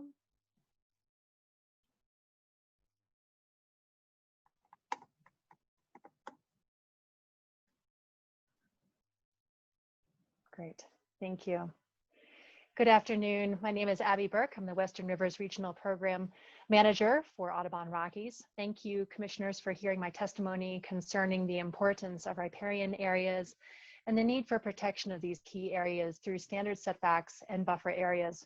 The purpose of my testimony is to broaden the river conversation beyond just the river channel. Streams and riverine landscapes or riverscapes from headwaters to plains are composed of connected floodplain, riparian habitat, and channel habitats that together make up the valley bottom. They are created and maintained by physical and biological processes that vary across spatial and temporal scales and produce characteristic geomorphic features and biological communities based on local and regional climatic and physical setting. A valley bottom is the relatively flat surface that is subject to reworking and influence by current fluvial processes. It therefore represents the maximum area that can be influenced by any riverscape. I go into depth here to highlight the fact that rivers are fragile, dynamic systems, and they move, sometimes significant distances in acute storm events and over time. Riverscapes contribute to the tremendous biodiversity of river networks, are important carbon storage zones, contribute nutrient, litter, and sediment inputs, and support ecological services and functions that directly influence water quality and quantity. Staunch consensus in the scientific community indicates riparian areas have outsized ecological importance. People, birds, and other wildlife gain ecological services and functions from riverscape ecosystems. Coloradans rely on clean drinking water from either surface water provided by rivers or groundwater. Riverscape ecosystems facilitate interactions with both. Riparian areas comprise less than 1% of the land area of most Western states, yet up to 80% of all wildlife species in this region of the country are dependent upon riparian areas for at least part of their life cycles. Critical as wildlife habitat, corridors for movement, and as local and regional centers for biodiversity, riverscape ecosystems support many physical and ecological processes not found elsewhere on Western landscapes. However, it is estimated that over 70% of Western riparian habitat has been significantly altered or eliminated as a result of human activities. Nationally, it is estimated that only 2% of riverscapes are in a relatively pristine condition. Additionally, over 1/3 of rivers are officially listed as impaired or polluted, and over 70% of riparian forests have been removed or degraded. Flood storage capacity has been severely diminished by loss of floodplain connectivity and overallocation in watersheds, has led to major rivers that no longer flow continuously to the sea. A wide range of activities can harm riverscape function, ranging from obvious changes such as development and dams to increased sediment and contaminants and land use outside the riverscape. Ecological characteristics of these areas are often irreplaceable, which makes setback requirements an important tool in protecting them from human impact. Riparian setbacks are a straightforward, enforceable approach that will guide operators. Setbacks are conservation buffer zones to limit development and encroachment in riparian areas. Sufficiently wide conservation buffers can also serve as wildlife migration corridors, and setbacks limit disturbance so that riparian area ecological services and functions and wildlife populations can be maintained. These services and functions directly affect public health and safety in the environment. Thank you for your consideration and protection of riverscape and riparian areas, these consequential systems that people, birds, and other wildlife depend upon. And I'm happy to take any questions that the commissioners may have. Thank you again. Does that conclude this panel's presentation? We have one more witness, Commissioner Corey Fisher. Okay.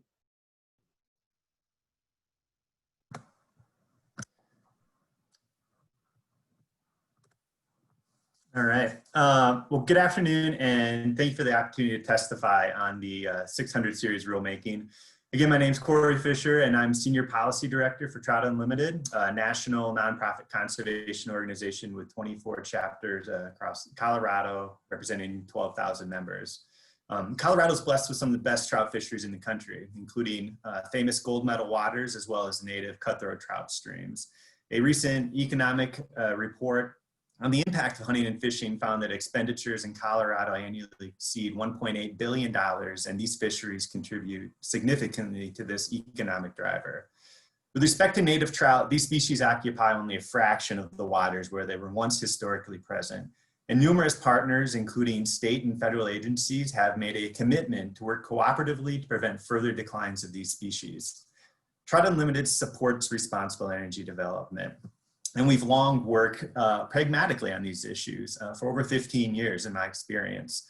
The nature of oil and gas development, the footprint on the landscape, and spills that do occur necessitate a cautious approach. Trout require cold, clean water. So they're sort of canary in the coal mine for watershed health and water quality. Impacts from energy development can include erosion, dewatering, sediment loading, and contamination from spills.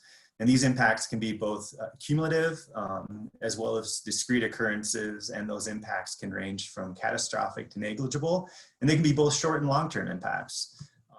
One effective way to minimize these impacts is through the use of buffers. The idea that the closer a well is to infrastructure is to a stream, the greater likelihood that a spill or sediment will impact aquatic life. Thinking about buffers, there's no magic distance. I can guarantee that there will not be impacts, but there is a distance at which the degree of risk is acceptable given the value of the resources that are in need of protection. Simply put, the greater the distance, the less chance that high value fisheries, water supply systems, or other valuable assets will be impacted by oil and gas development and spills. Just as with public water systems, 300 feet from the most valuable fisheries in Colorado is not sufficient. Across the West, Forest Service and Bureau of Land Management officials have grappled with the question of how far is far enough. And more have come to the conclusion that a quarter to a half mile no development buffer strikes the right balance. Just this past month, the Trump administration came out with a new management plan in Montana in which the BLM adopted a half mile no surface occupancy stipulation for blue ribbon streams, which are the equivalent of Colorado's gold medal waters, and for streams occupied with native trout. And in Colorado, the preferred alternative for the Eastern Colorado Resource Management Plan for the BLM, which is being finalized right now, proposes a suite of NSO buffers for the South Park region, including a half mile buffer for gold medal waters and a 400 meter, approximately quarter mile, NSO buffer for water bodies containing native cutthroat trout. I urge the Commission to adopt a quarter mile buffer or setback for stream segments identified as high priority habitat, which are gold medal waters or cutthroat trout streams. And a buffer 500 feet would be appropriate for other high priority habitats that are not gold medal or not cutthroat trout streams. So I'll stop there and happy to answer any questions that you may have. And thank you for the opportunity.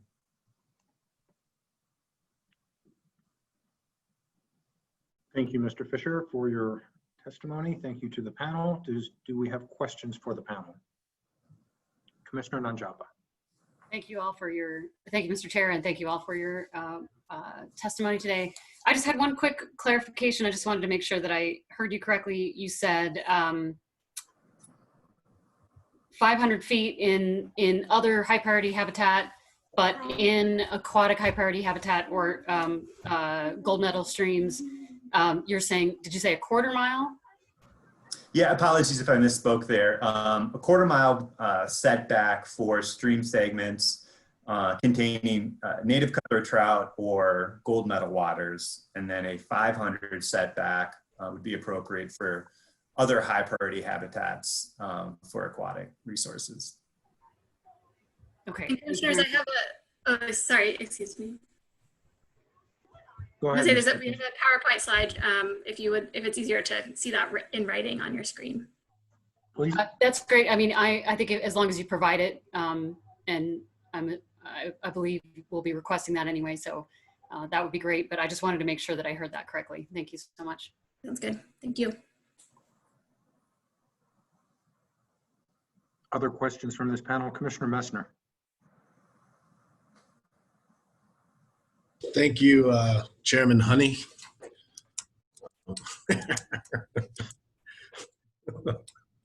Oh, sorry, it's late in the afternoon, but I appreciate the testimony. I really do, and so my question here is, I mean, I appreciate the suggestions, the quarter mile with the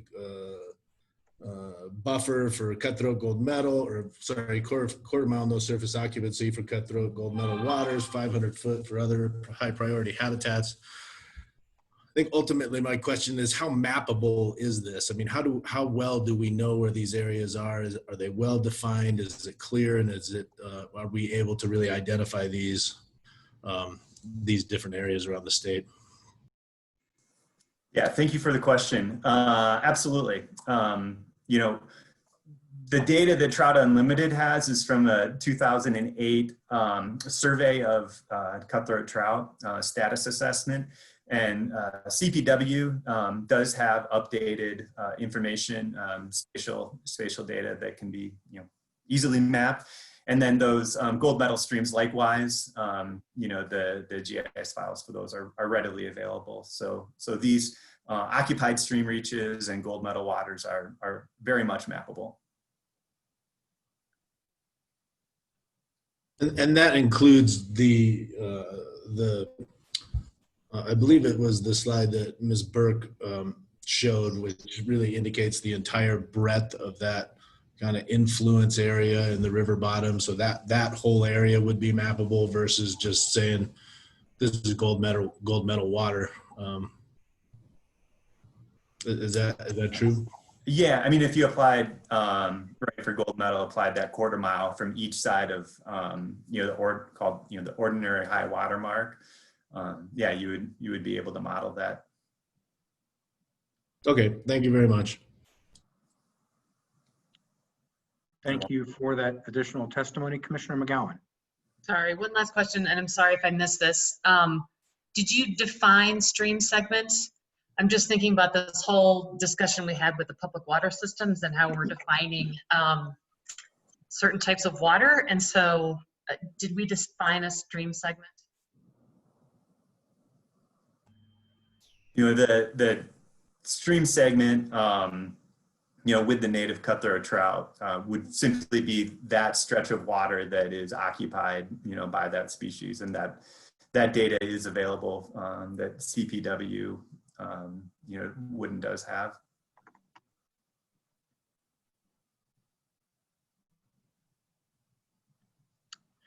Thank you. Any further questions from commissioners? Oh, hey, Walter, how are you? Looking pretty good. He's got a mouthful of food. I'm not seeing further questions, and my talking to Walker is not meant to deviate from the great work that you're giving us, but he is one of the cutest kids that joins us on Zoom. So thank you all for your presentation. We've really appreciated your bringing this issue to the table. I think it is an issue that commissioners want to get testimony and evidence on, even though this is, you know, sort of kind of in 1200 and et cetera. So thank you for that. We would like to receive your slide, Ms. Judkins. So if you could get that to Ms. Larson, that'll make its way into our file. And with that, Ms. Larson, it is 4:28. I believe we could probably get at least one more panel in before the day is out, with knowing we have sort of a hard stop at 5. Correct. Are you in agreement with me? I'll try to. I agree with you, definitely. Okay. We can get battlement concerned citizens and that group in if you like. Commissioners, everybody good with that? Yep.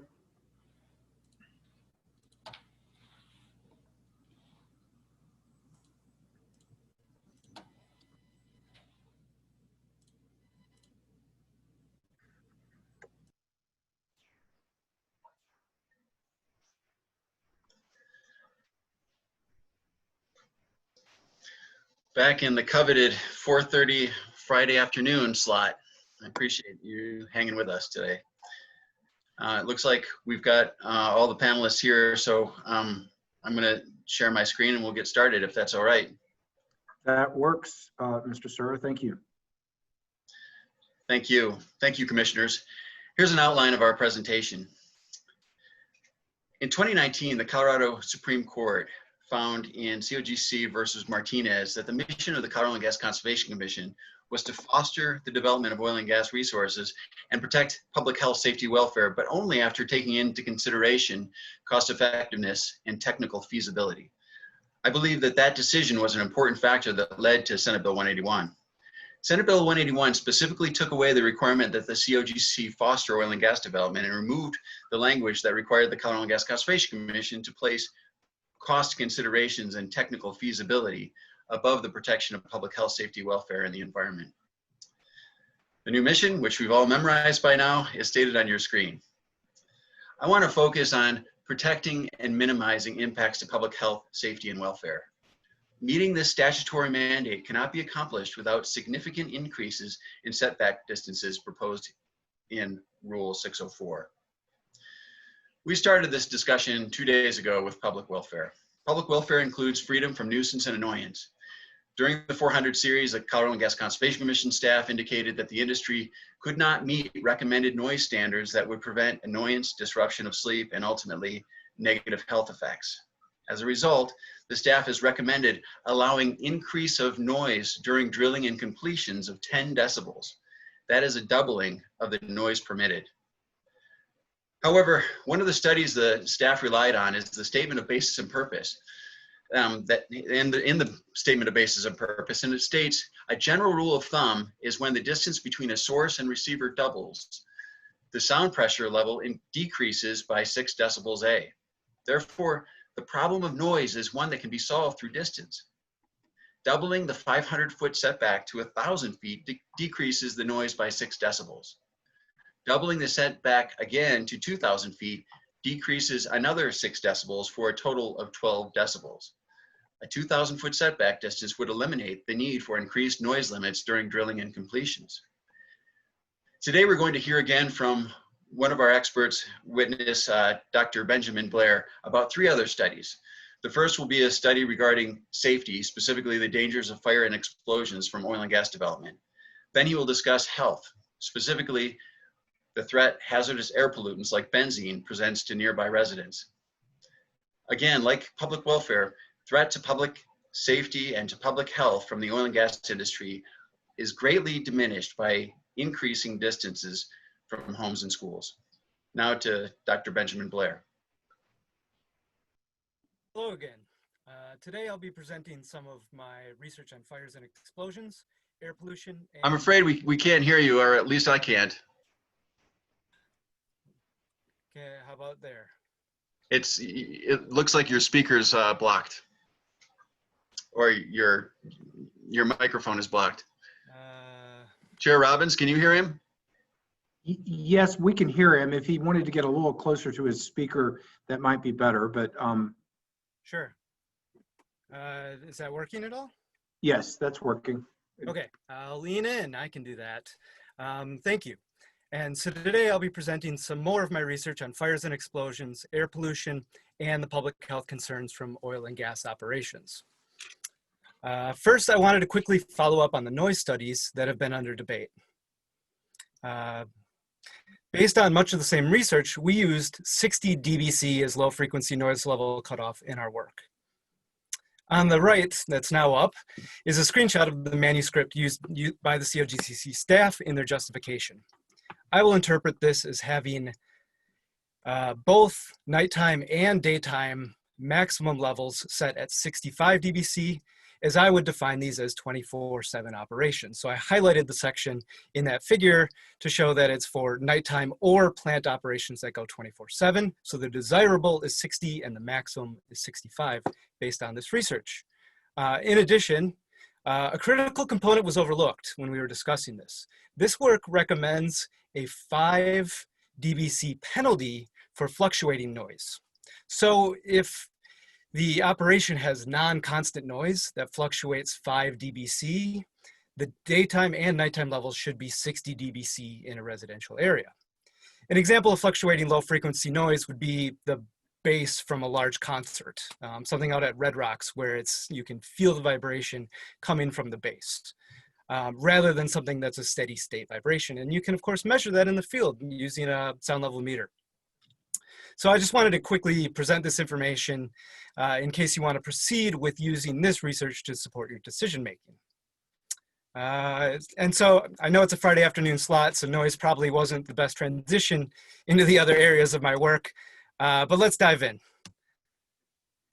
So next, I will present information on our published research on fires and explosions at oil and gas operations in Colorado and Utah. So this figure highlights some of the potential causes of fires and explosions at oil and gas operations, which are some of the most dangerous situations at these operations for employees and those that reside nearby. As shown in this work, numerous scenarios, including operator error, equipment failure, and lightning, among others, can result in a fire or explosion at one of these operations. In my work, myself and my team reviewed all the spill and accident reports filed to the COGCC from 2006 to 2015. We then compared the rate of these incidents to those reported in the state of Utah. The reports were then all coded for the presence of fires and explosions, cause of the incident, and location. In this study, the reporting requirements were different between the states, but I wanted to state up front that the reporting requirements in Colorado have since changed, at least in part due to the findings of this work and the work by the COGC staff. And now in Colorado, there is required reporting for fires and explosions, but it's important to understand this information when we're looking at the results as moving forward. So at the time in Colorado, incidents involving a fire explosion were to be reported if they, one, caused an injury to the general public, so not necessarily employees, or if it resulted in significant damage to equipment. And again, this has since been changed. In Utah, all incidents involving a fire or explosion must be reported. We found 116 fires or explosions were reported in Colorado during our period of evaluation. This is approximately one reported fire explosion a month that met the reporting criteria of causing significant damage. While not the focus of our research, these incidents also included several employee fatalities and many serious occupational injuries. Our research highlighted that numerous fires and explosions were likely not reported to the COGCC, as they were likely deemed to not have caused significant damage. Due to the high risk of a fire explosion leading to a much larger incident at these sites, we concluded that all of the incidents, including fires and explosions, should be reported, which is the case in other states like Utah and Texas. It is my understanding that, again, that these recommendations were followed and some of the reporting requirements have been changed in the COGCC rules.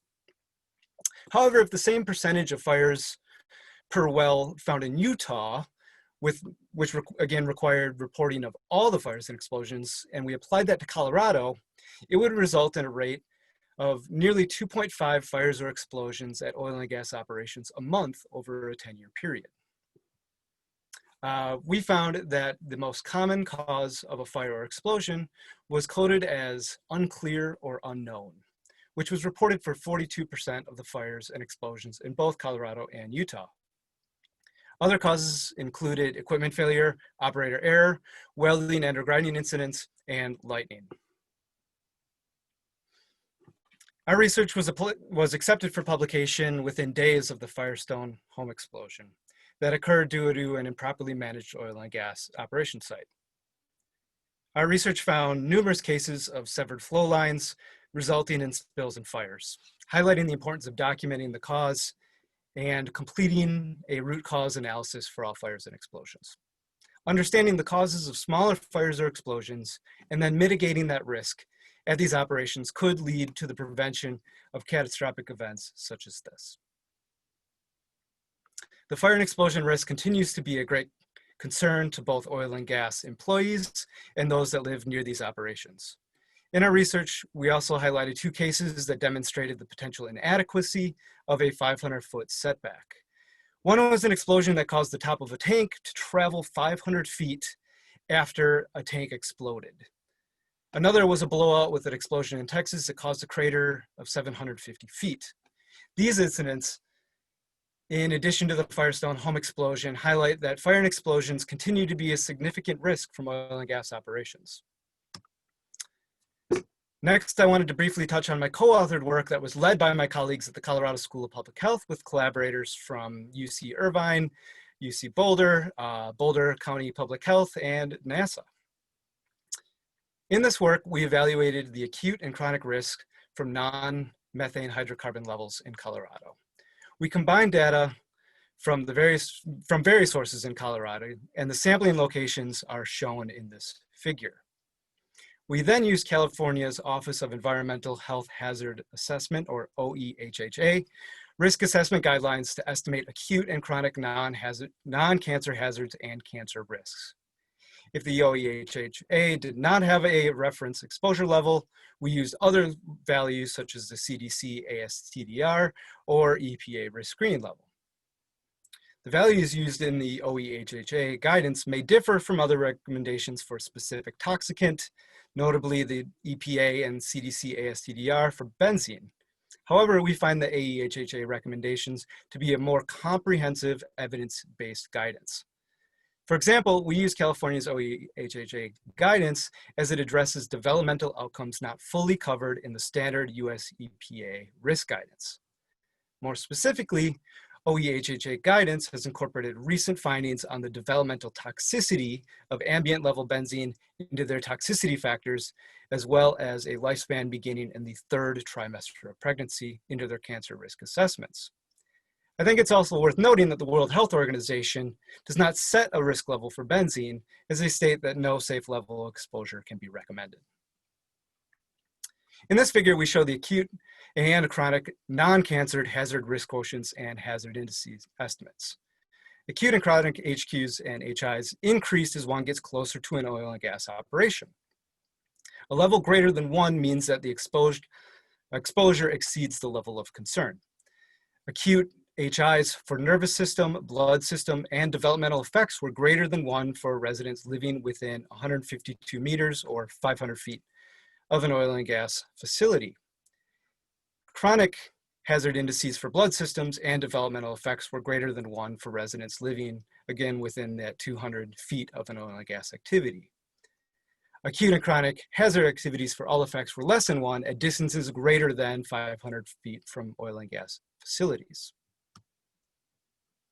So based on the measured air toxicant levels in Colorado's Front Range, we found that the cancer risk estimate of 8.3 per 10,000 for populations living within 500 feet of an oil and gas facility exceeded the United States Environmental Protection Agency's 1 in 10,000 upper threshold.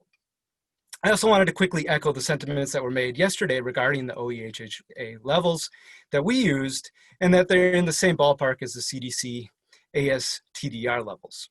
The presenter yesterday highlighted that the acute value of 9 part per billion used by CDPHE, and she also highlighted the 8 part per billion that was used in California.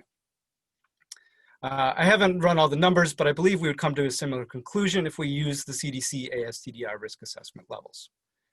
Furthermore, we conducted both a chronic and acute risk assessment, which is needed to understand all risks from these operations. I also wanted to share another study with you. We used a spatial temporal industrial model to measure the intensity of multi-well pads.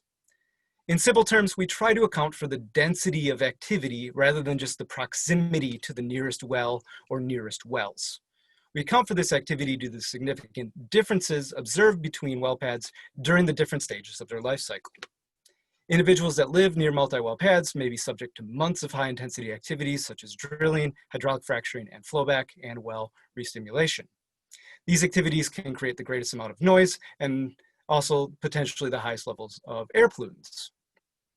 The study suggests that the proximity, duration, and intensity should all be considered when evaluating the impacts of oil and gas development on human health.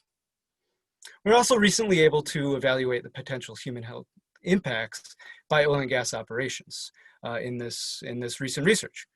Using study participants that reside in the larger Greeley and Fort Collins area, the former having significant oil and gas operations and the latter having much less, we found associations between oil and gas activity and measures of cardiovascular disease and inflammation. More specifically, an association between oil and gas operations and the augmentation index, systolic and diastolic blood pressure, and the plasma concentrations of interleukin-1 beta and tumor necrosis factor alpha. These results highlight that measurable impacts from oil and gas operations can be found in those residing near these sites. So our research regarding fires and explosions, noise pollution, and air pollution from oil and gas operations provides evidence and highlights scenarios where a 500-foot setback from homes is inadequate to protect human health. We used 50 dBA and 60 dBc in our work as the noise levels found to be protective of public health, and we found these levels to be were consistently exceeded during construction and drilling operations. Fires and explosions continue to be among the greatest risks for employees and those residing near these sites. Air pollution has been found at levels of concern at the 600-foot setback, and the research on intensity modeling suggests that the proximity, duration, and intensity of operations should be measured and is a factor when considering setback distances and public health concerns. Thank you for your time. Thank you, Dr. Blair.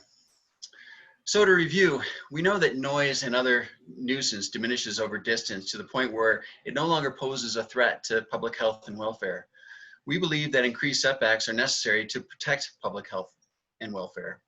Moving to safety.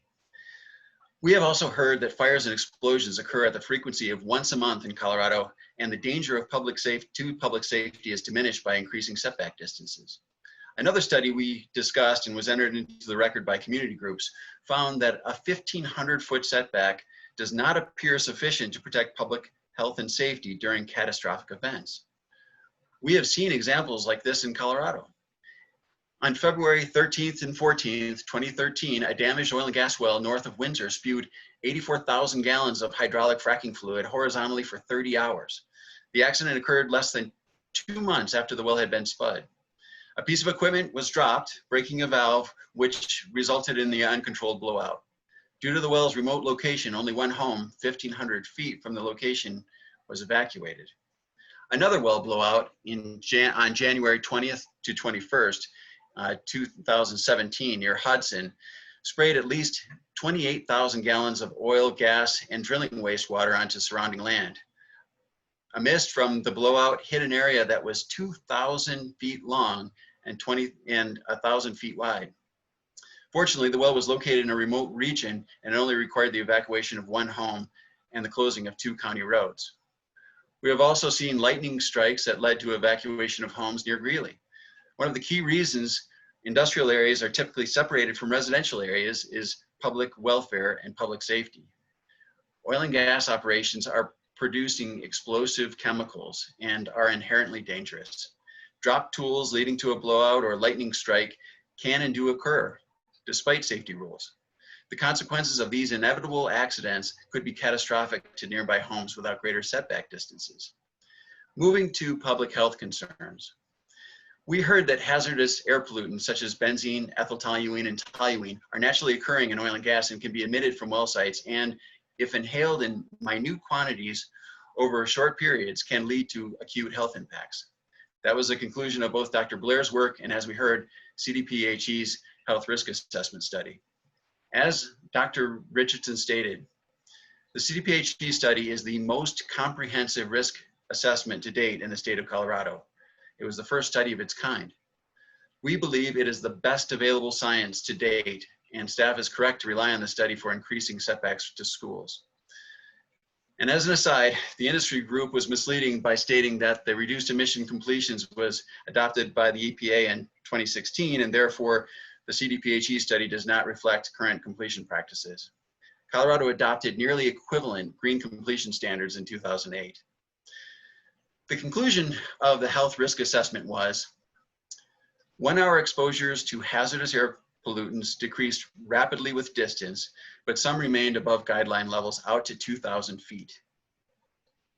The potential health effects reported in both the work of Dr. Blair and the CDPHE studies mirrors the health complaints reported to both the CDPHE and the Colorado Gas Conservation Commission.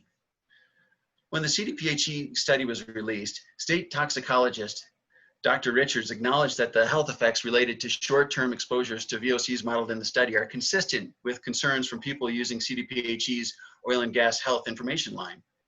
Dr. Richards reported that about 60% of the 750 complaints included acute health effects consistent with exposure to hazardous air pollutants. The state toxicologist's conclusions are similar to what is found in the Colorado Oil and Gas Conservation Commission complaint file. Over the last 5 years, there have been 3,600 complaints. More than 1,000 complaints were about air quality or odor, 30% of the total. That's 219 complaints a year, or more than 4 complaints a week on these issues. We have put forward the following changes to the setback rule. 1, we do not believe that schools want or equipped to waive the setbacks and are encouraging you to remove that provision. 2, an operator should be required to get a variance if it is proposing a well closer to the setback distance rather than only participating in an OGDP hearing. The current draft rule is not a true setback if they do not need to meet a higher burden or standard than simply proposing, quote, conditions of approval to protect public health, safety, welfare, and the environment. In fact, that is the requirement for all oil and gas locations post Senate Bill 181. And finally, we're proposing increasing setbacks starting at 2,000 feet. We believe that the setback rule should also account for increased density and duration of multi-well pads and production facilities. The importance of considering the intensity and duration of oil and gas locations is discussed in the peer-reviewed spatiotemporal industrial activity research described by Dr. Blair. During the Governor's Task Force in 2014 and 2015, one of the few things that diverse stakeholders agreed on the months of meetings was that setbacks should be adjusted based on the size and intensity of proposed oil and gas development. Clearly, the well site on the right is going to have a far greater impacts to public health, safety, and welfare and the environment than the site on the left. We will now hear from Matt Samuelson on riparian setbacks. Good afternoon, commissioners. Let me try and bring us home here quickly. Our recommendation is that the commission should apply a 500-foot buffer to the ordinary high water line or vegetative border of perennial waters, springs, and wetlands for all new oil and gas locations. We're also requesting that the intermediate buffer zone conditions from Rule 411 would apply to new oil and gas locations within 1,500 feet. Riparian areas deserve these added protections because they serve many important functions, including water quality protection, flood protection, groundwater recharge, and in providing key wildlife habitat. I'm not going to dive down too deep into all those details because the previous group, the wildlife hunting and angling group, did. But I will say that, Colorado Parks and Wildlife has classified 26% of all Colorado's birds, mammals, reptiles, and amphibians as wetland-dependent species. And CPW, in a report that was called Statewide Strategies for Wildlife and Riparian Conservation, wrote that the conservation of wetlands and riparian areas has a greater positive impact on the diversity and vitality of Colorado's wildlife populations than perhaps any other habitat conservation practice. I'd like to turn to spills and releases from tanks, wells, and other production equipment to illustrate why a buffer is needed. A recent review of the agency's spill database shows that the industry reported nearly 6,000 spills and releases over the past 4 years. That's an average of 4 a day. And a deeper dive into that database over the past six years identified nearly 1,400 documents where the operator notified the commission that waters of the state were either impacted or threatened by the spill or release. That's an average of 4 times a week. Releases made up roughly 60% of that submission. And that's important because unlike spills, releases can go unnoticed for months or years, which can result in elevated levels of groundwater contamination. As an example, about 6 months ago, a release was discovered at a well a little more than a half a mile from the South Platte River, northeast of Platteville. The laboratory analysis of that release documented benzene levels, a known carcinogen, exceeding the COGCC and the EPA's allowable quantity by 118 times. This wasn't a unicorn event. Laboratory analysis of 6 other groundwater samples taken from releases identified between October of 2019 and March of 2020 showed benzene limits exceeding by a range of between 4 times up to 181 times the limit. So, impacts of oil and gas to Colorado's water happens frequently. And under our current rules, proposals like this, the next slide, please, actually satisfy the rules. This is a proposal from last year. Up in the top right, the blue square is the well pad. It included 56 wells that were less than 400 feet from several ponds that are part of a municipal water system. The entirety of this proposal was within the 100-year floodplain, that's the blue, and a portion of the well pad was in the floodway, that's the blue and red stripes. In fact, this entire site was inundated in the 2013 flood. Following that flood, the Colorado Water Conservation Board instituted new mapping of floodplains. And so this proposal would actually be entirely within the new floodway. The next slide just shows how the proposed site was surrounded by lakes, wetlands, and a creek. Now, we recognize that staff has proposed including floodplains, wetlands, and riparian corridors as areas that would initiate an alternative location analysis. But the importance of Colorado's wetlands and riparian areas deserve more than analysis. They deserve the protection of a buffer.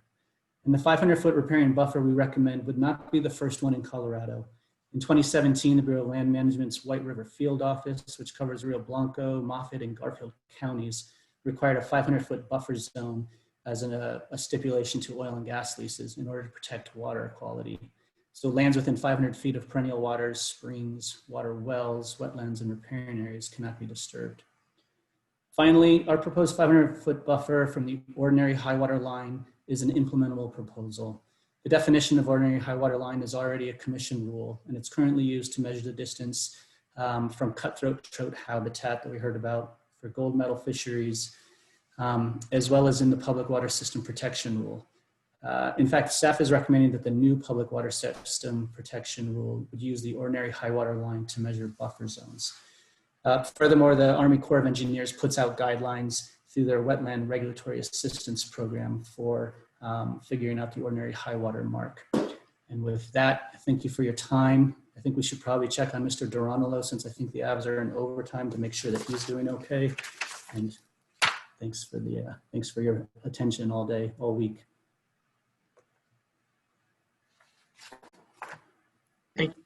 Thank you. Let me move the screen over to my left and then I can see everybody. Do we have questions for this panel from commissioners?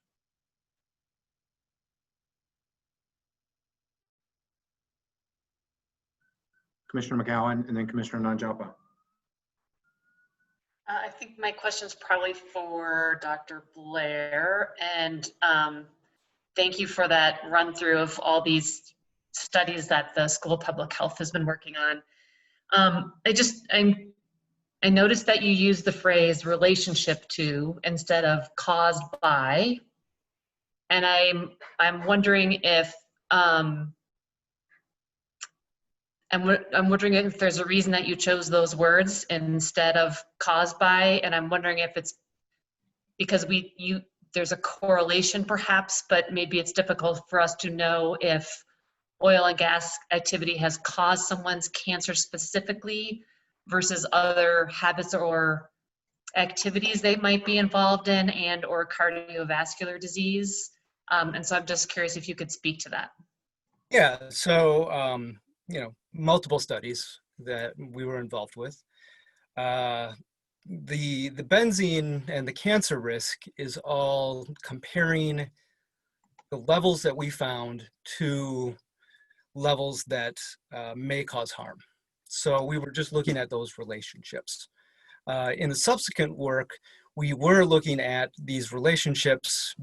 We had these participants. We had people in Fort Collins and we had people in Greeley. They came in, we took blood, we took hair, took a little, some cheek cells, and then we modeled their exposure to oil and gas operations using one of our intensity models that you've been hearing quite a bit about from other presenters, including ourselves. But we developed this intensity model, this activity model, and then looked at this relationship.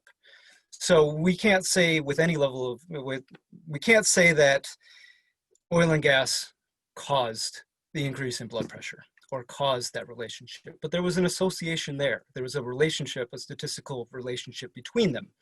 And in large, in population level studies, when you're doing epidemiological work, to find that relationship is very challenging. And so we have to make sure we use the appropriate epidemiological terminology, which was that we found this association. Of course, others can test it. We hope some other groups will try and reproduce our work in different cities, in different areas, in different countries. And so, but that's the appropriate wording for the association between activity and the markers of cardiovascular health and inflammation that we tested for. Thank you. A lot of information. Thanks. I've only scratched the surface. Commissioner Nanjapa. Thank you, Mr. Chair.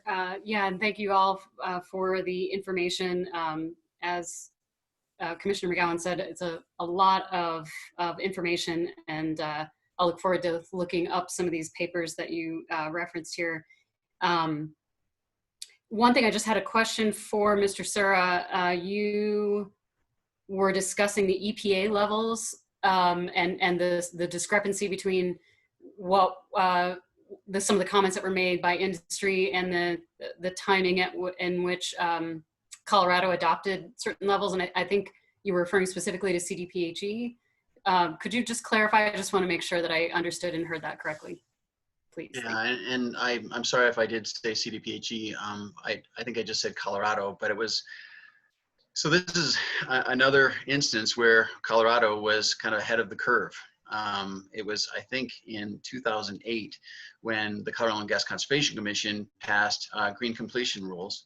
And those are the rules that many believe that the EPA was pointing to and using as a model for when they passed their own green completion rules in 2012, I believe, and then they applied them in the Quad A regulations in 2016 to oil wells.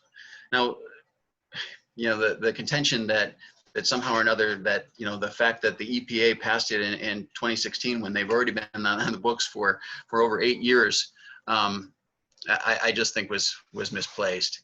The other thing that wasn't mentioned at all, but was certainly known throughout the scientific community and some of the people that were living near the facilities that were being studied, is that the oil and gas operators knew very well, and they volunteered to be part of the CDPHE study, which you could say is going to have an influence on their behavior.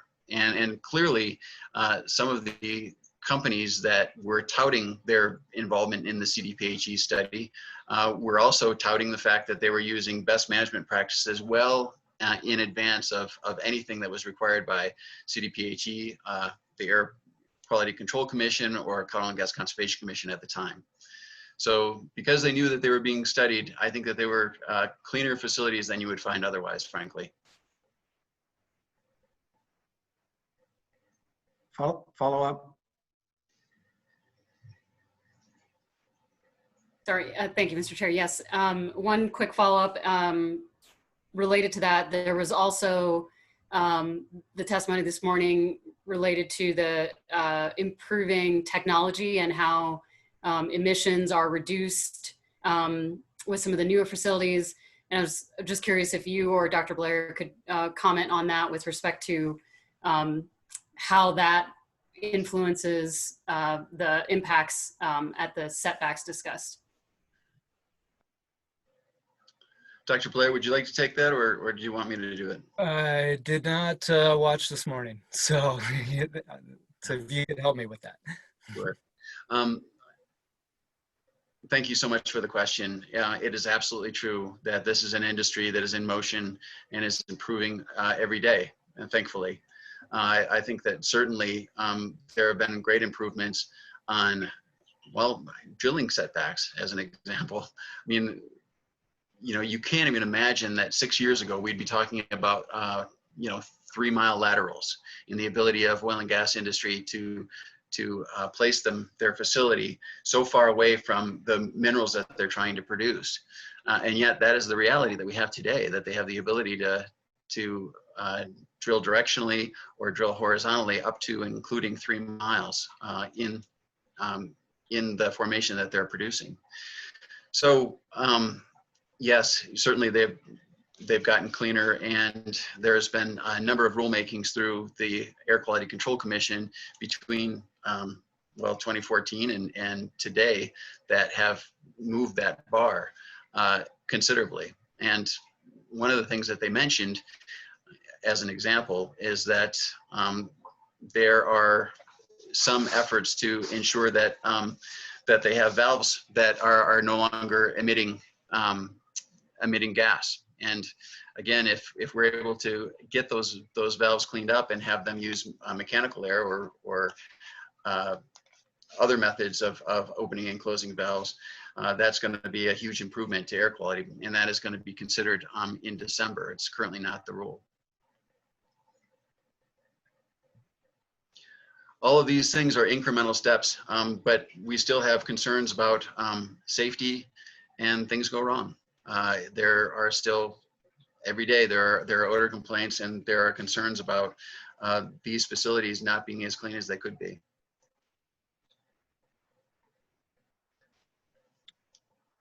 Other questions? Commissioner Messner. Thank you, Mr. Chair. Couple of questions. I'll start with Mr. Samuelson, and I appreciate the presentation on the riparian habitats and the buffer zones and the suggested language around perennial water, springs, wetlands. Do you feel like that language and that proposal that you've presented is similar to what we heard from the hunters, anglers, wildlife group previous to you? Yeah, I think it was similar. You know, theirs was a little more specific around those gold medal fisheries and the cutthroat trout.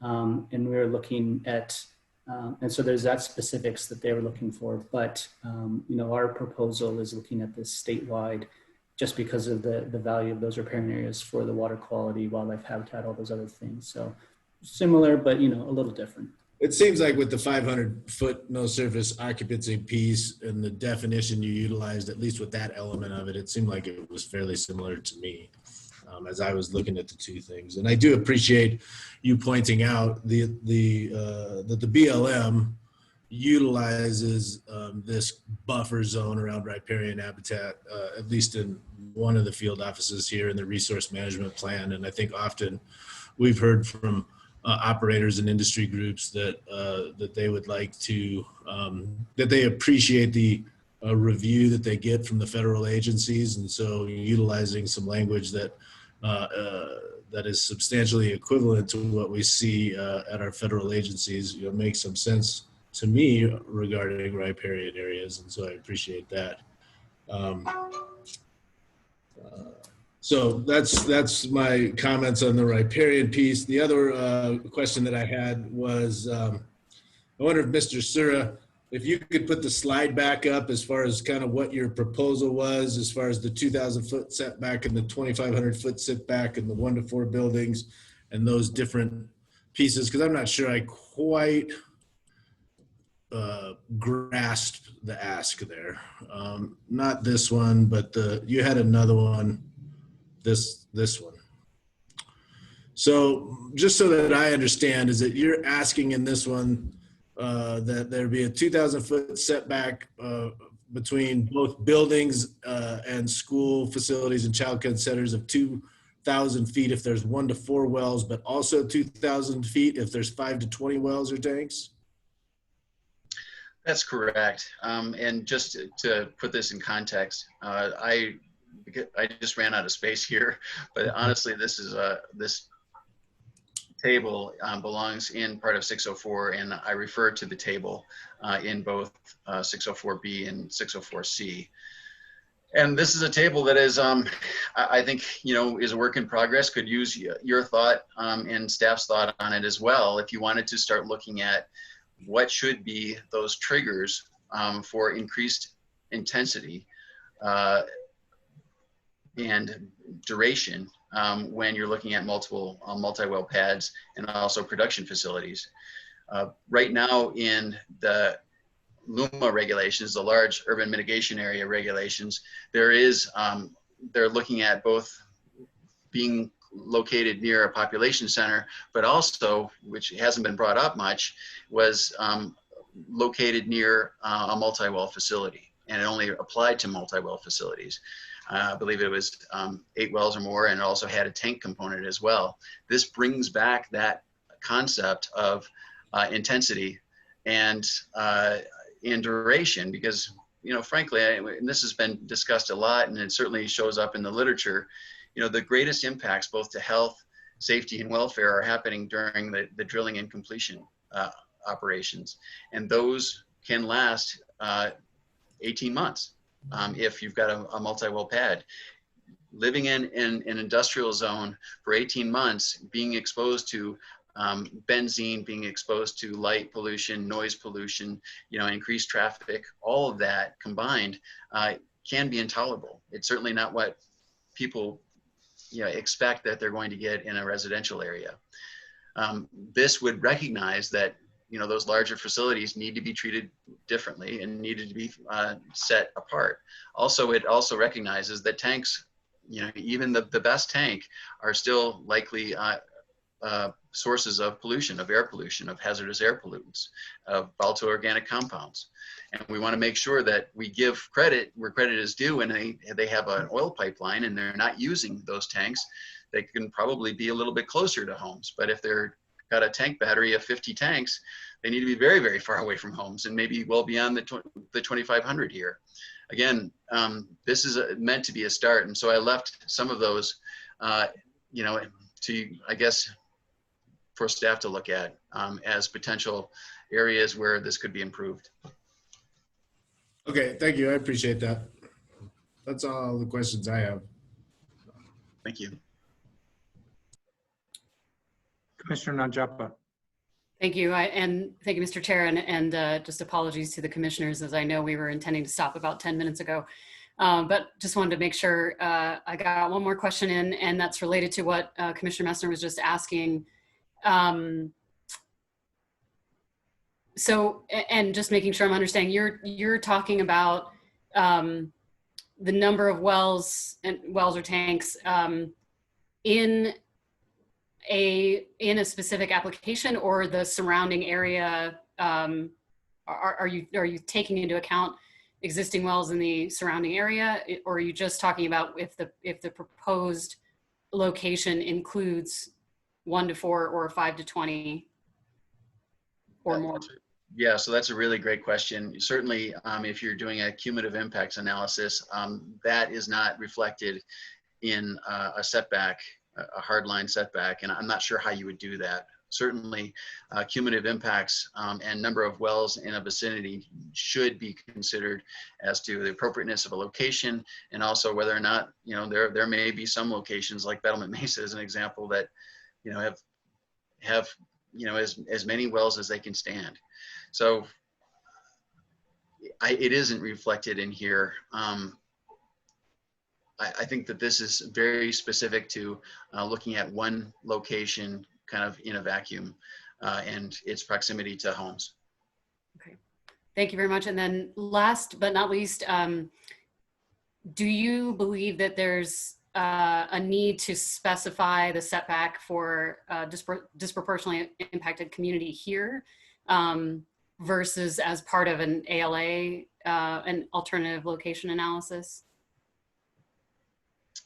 So that is not a position that we've taken. I think it is appropriate an alternative location analysis. You know, our position is that all people deserve to be protected from, you know, an industrial facility, particularly an industrial facility as large as they're building them right now in the Front Range. And we hadn't specified that one population would receive preferential treatment, other than they get an alternative location analysis to try to avoid those locations, which is absolutely appropriate. But we believe that a minimum 2,000-foot setback is the standard that should apply to all residences and citizens of Colorado. Thank you. I appreciate that. Thanks. Other questions from commissioners?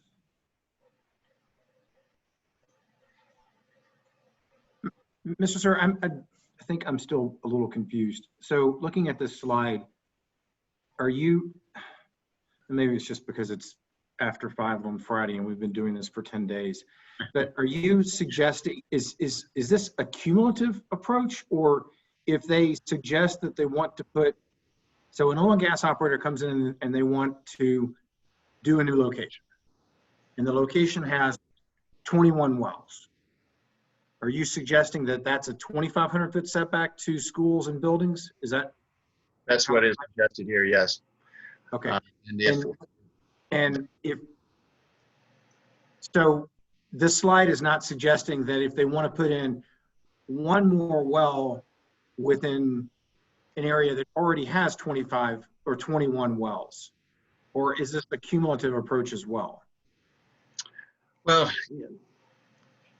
Commissioner Robbins, that's a good question, and one that we have talked about a bit. I see the new rules that are proposed by staff and you're considering to really get away from allowing for oil and gas companies to come in to drill 1 or 2 wells and then expect that they're going to be able to come back, 20 years later and drill 40 more wells on that same pad. I think what is contemplated is that they're going to get in, they're going to get all the wells and expect that they're going to get them all drilled within 2 or 3 years. And if they don't, well, they're going to have to go through another 2A. Is the way that I read the proposed regulation. So I don't see that being an issue. I think that what you're going to see is that hopefully good proposals will have the adequate number of wells that they think they need to produce the resource, and they'll hopefully get some sort of benefit in location if they have absolutely no tanks whatsoever on site, which is air quality benefit, and it's a health and safety benefit to those neighbors. And therefore, frankly, they get a little bit more flexibility as to the location. Okay, let me ask my question a different way. So what's the purpose of the second column, the 5 to 20 wells or tanks? That is, the purpose is to provide flexibility in this, hoping that you and your staff will like the idea of looking at some flexibility and recognizing in the rules that there are differences between a 1 well pad and a 40 well pad, and have some sort of gradation. We didn't provide any gradation there, but that could have been 2,250 feet.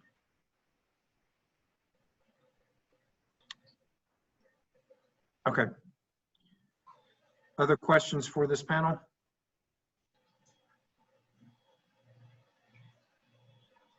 All right, seeing none, thank you for your presentation. If you could email the slides to Ms. Larson, that would be helpful. And we appreciate your bearing with us late on a Friday afternoon. Ms. Larson, if you, yep, thank you. Yeah, if you thank want you. to remove these 3 fine individuals as panelists and bring it back to the commission, and Julie and Walter. Walter, I'm looking about that tired too. All right, it is 5:17. We had a hard stop at 5. We passed it. That's okay. I wanted to get finished with that panel. I think this has been a great 10 days worth of work now. We reconvene Tuesday morning. Ms. Larson, what time do we reconvene Tuesday morning? Is it 9?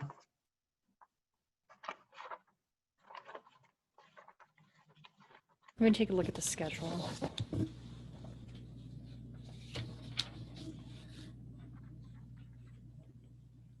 It says 8:30 on the schedule I've got. But does 8:30 work for those that have children? We can easily do 9. 8:30 works on Tuesday? Okay, so let's, so thank you everyone for sticking with us. Still have 125 participants. We appreciate all the evidence testimony.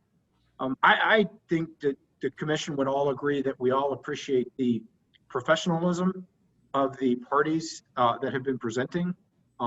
These are difficult issues, and people certainly have different perspectives, all of which are valid to what they present. And I appreciate the grace within which the testimony has been delivered these last 2 weeks. So thank you, thank you, thank you. We look forward to seeing you on Tuesday. And with that, I would look for a motion to adjourn until Tuesday, September 8th at 8:30 a.m. So moved. Second. Motion and a second. All those in favor signify by saying aye. Aye. Aye. We are adjourned. Everybody enjoy the 3-day weekend. Have fun. Be safe. Bye, Walter. Bye, Walter. Bye, Walter.